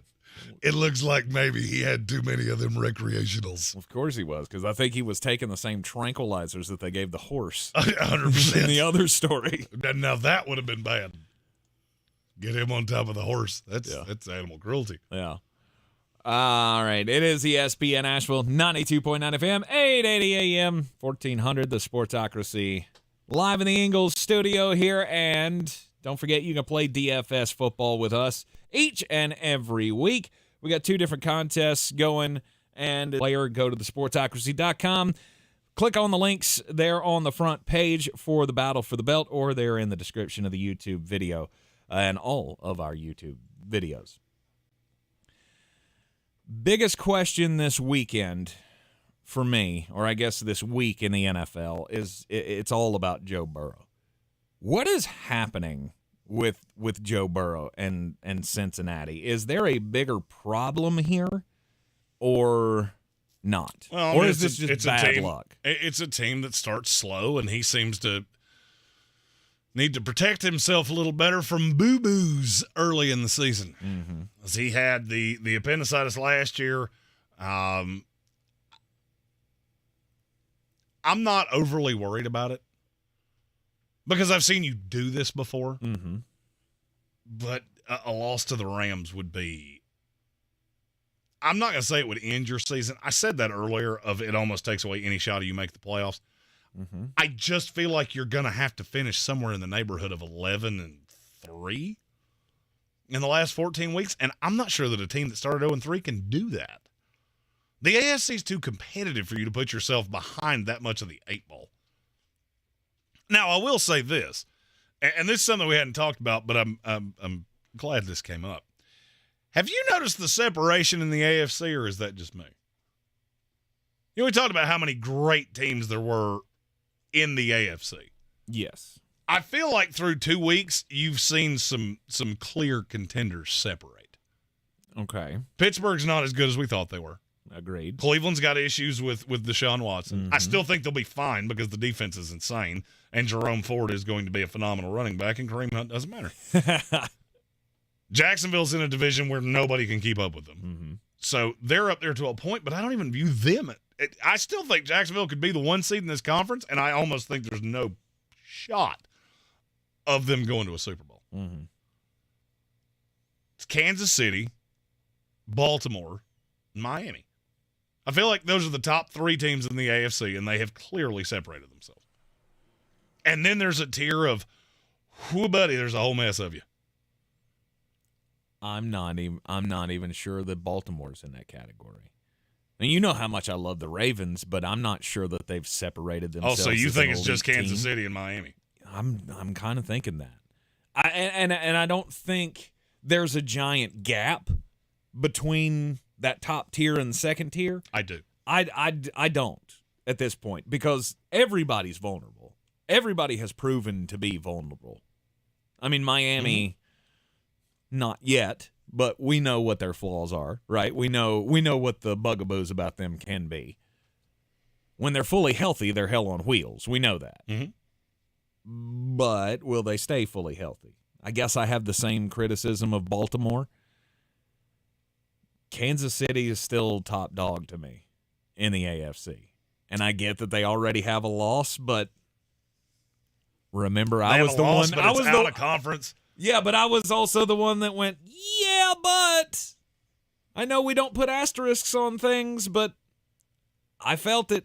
I've told you, and Jeremy ridiculed me for saying that they would have won that game, and handily, with Travis Kelce on the field. Sure did ridicule you, and we'll do it again. Mm-hmm.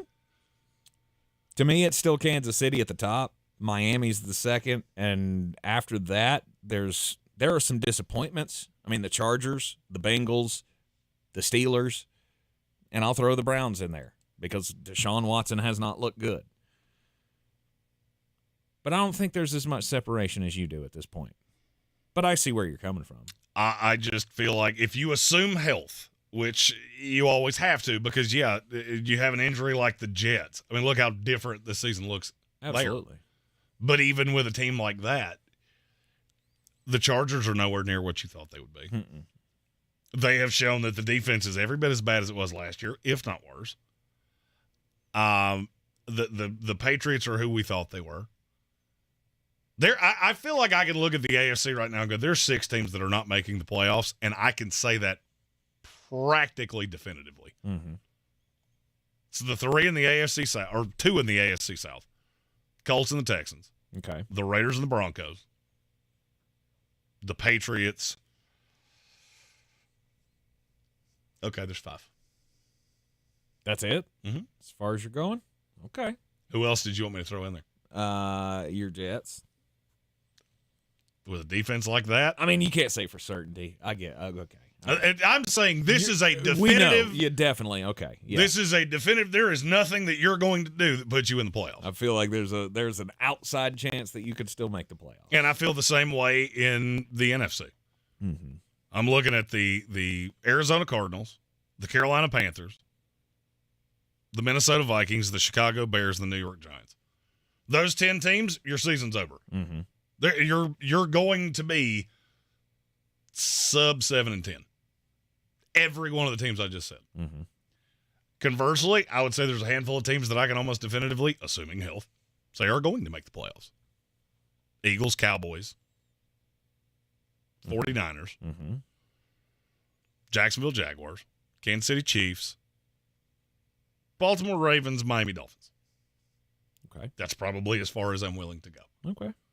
That's half the league that I either know you're in or out. Mm-hmm. 2 weeks in, and I would bet my house on any of the 17 I just said. Right. Or 15 I just said. Math's hard. Yes. But there's a lot but we knew a lot of that, right? We knew a lot of this coming into the season, or felt like we knew a lot of this coming into the season. Now, can you glean anything from this week? Bengals lose this week, they make the playoffs. Or do you think I'm overreacting to that? I will doubt it. I will say I doubt it. I'm just curious. Do you know the answer to this question? How many teams have started 0-3 and made the playoffs? It's not many. It's 4. There've only been 4 teams in history that have started 0-3 and made the playoffs. It was the 1992 San Diego Chargers, the 1995 Detroit Lions, the 1998 Buffalo Bills, and the 2018 Houston Texans. So there's been 1 in the last 25 years. Yes. So that means that would get the loser of Chargers Vikings. In theory, it would get the Bengals if they were to lose. Mm-hmm. And everybody else we pretty much already know. Mm-hmm. Bengals if they lose. And if I had to put money on one team to do it, to make the playoffs and become that 5th team, it would be the Cincinnati Bengals, exactly. But that's the reason, even with all of the things working against them, I can't take Cincinnati to lose this game. No, because I don't know how you're going to do it. Oh, well, in that case. I don't know how you're going to do it. If you're playing a quarterback that has 1 attempt in his entire career, I'm not sure how you're going to beat Sean McVay and what I've seen out of that team for 2 weeks. Do I think they're great? No. But they're good enough to beat Jake Browning. Mm-hmm. But that was also my Super Bowl team. And maybe I'm letting it die a grim, gruesome death. But I look at the Bengals differently than I look at the Chargers or the Vikings. Whoever loses that game, you're in the pit of misery. Mm-hmm. I don't care. All right, they fire Brandon Staley, Kellen Moore comes in. I don't care. I don't think you can change enough for how bad that defense is to change the fortunes of your year. I could see the Chargers doing that. Just because, I can't just because if they I'm make looking a at the change. schedule going, you play the Chiefs twice. Mm-hmm. Pat Mahomes against what you're putting out there. Oh, by the way, you play the Cowboys too. Mm-hmm. And you play the Bills. And you play the Ravens. That's 7 losses. And I don't think you're making the playoffs 10-7. Okay. I just, especially you, because you would be sitting on 2 AFC losses at that point, and virtually every other team I said is also in the AFC. Mm-hmm. So you're going to lose a ton of these tiebreakers. Yep. I could see an outside chance that they do it. Not any chance with Brandon Staley, though. That's the linchpin. They have to lose this game. Kellen Moore comes in. I don't know what you do with the defense. I don't know who's technically the defensive coordinator for that team now. But whoever it is, he should probably go as well. Well, I was going to say maybe there's a chance. Find a janitor for SoFi that has a background playing linebacker and let that guy do it. Right. You can't be this bad on defense with this many stars. You just can't. There's no excuse for it. You're in the Sportsocracy. This is ESPN Asheville. 92.9 FM, 880 AM, and 1400. Jeremy's final set of bangers is next. We're back counting down to kickoff. Let's look at today's 3 keys to premium pre-gaming with Beast Unleashed, presented by Monster Brewing. Number 1, beat the heat. Unleash the beast with bold, familiar flavors, 0 caffeine, and 0 sugar. Number 2, running the option. There's 4 to choose from: White Haze, Peach Perfect, Scary Berries, and my personal favorite, Mean Green. And number 3, at 6% ABV, Max Protect. Always drink responsibly, and you must be 21 or over. Beast Unleashed, available at your local retailer.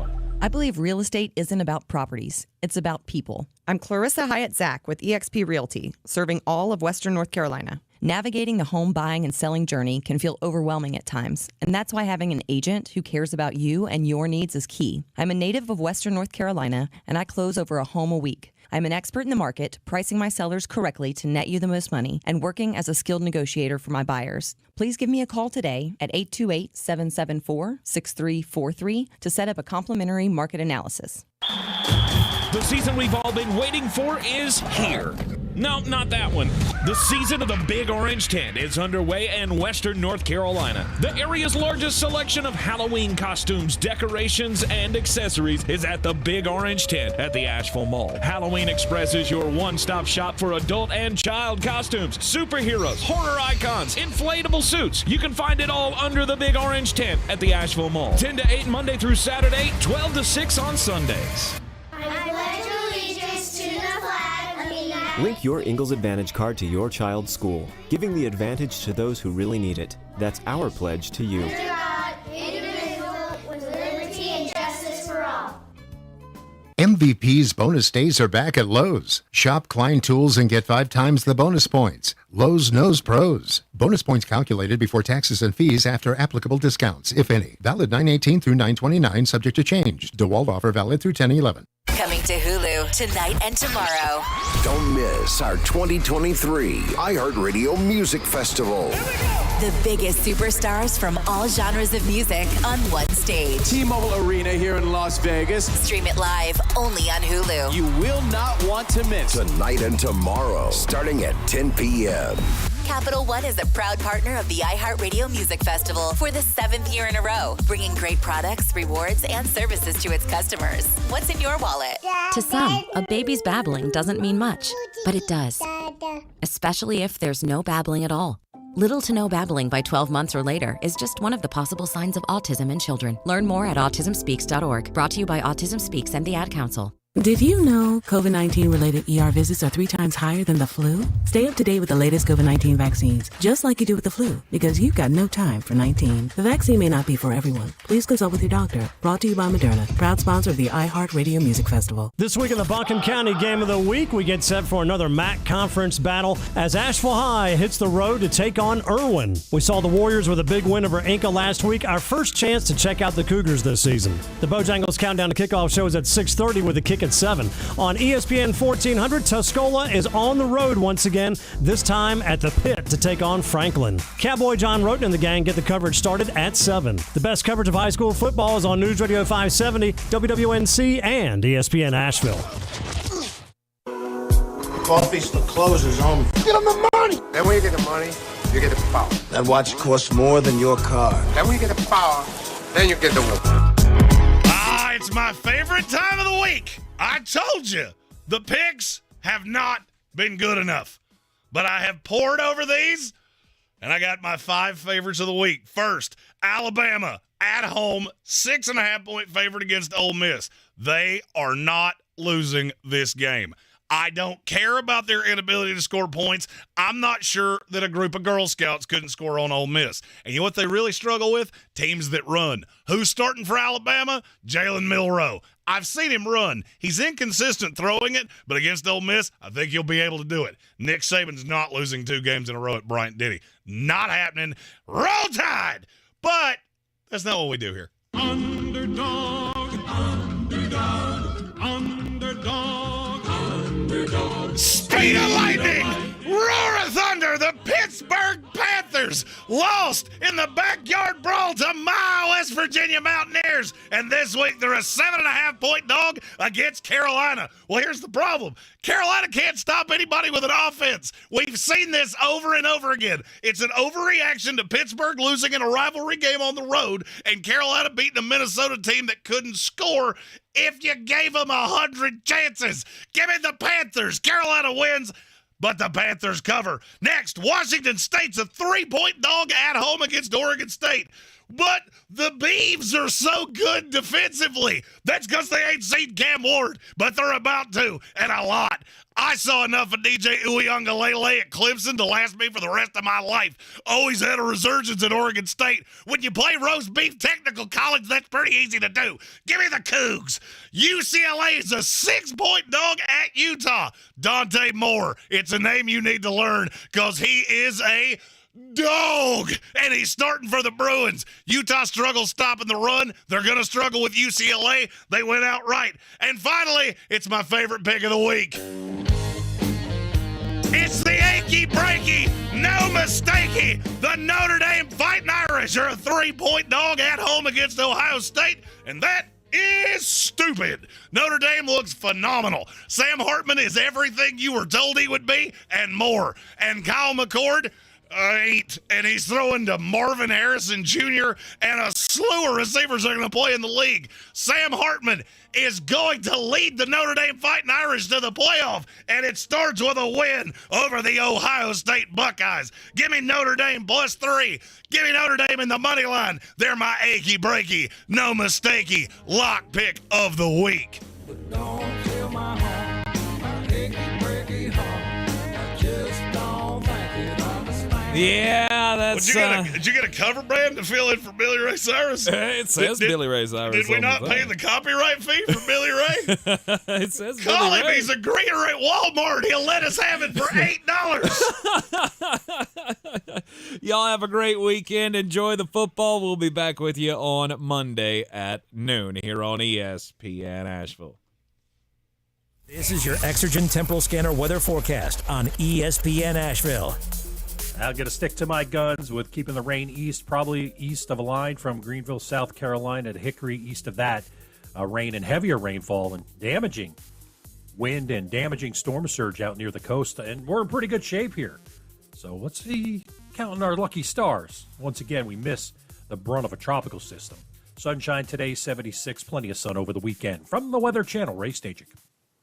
You know when you wake up and your mouth feels gross and you just can't wait to brush your teeth to get that clean, fresh feeling again? That's exactly how millions of Navage users feel when they use powered suction to rinse out their noses every day, just like brushing their teeth. Once you're able to breathe deeply without congestion, you never want to be without it. That's why so many people rave about Navage, with over 100,000 online reviews. Feel the Navage difference for yourself. In less than a minute a day, you'll feel immediate relief from seasonal allergies and congestion after the very first use. Navage will also help you sleep deeper, snore less, and feel healthier, naturally, without drugs. Start breathing clearly again with Navage. Navage is available at Walmart, Walgreens, Target, CVS, Rite Aid, and online at Navage.com. Navage. Navage. Clean nose, healthy life.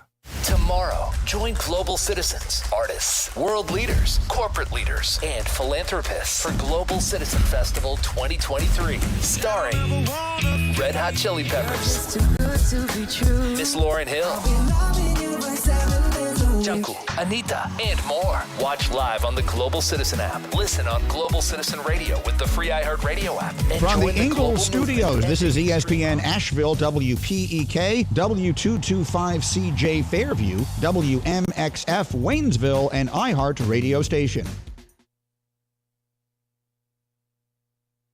Duke, North Carolina, and Clemson, that's your tier.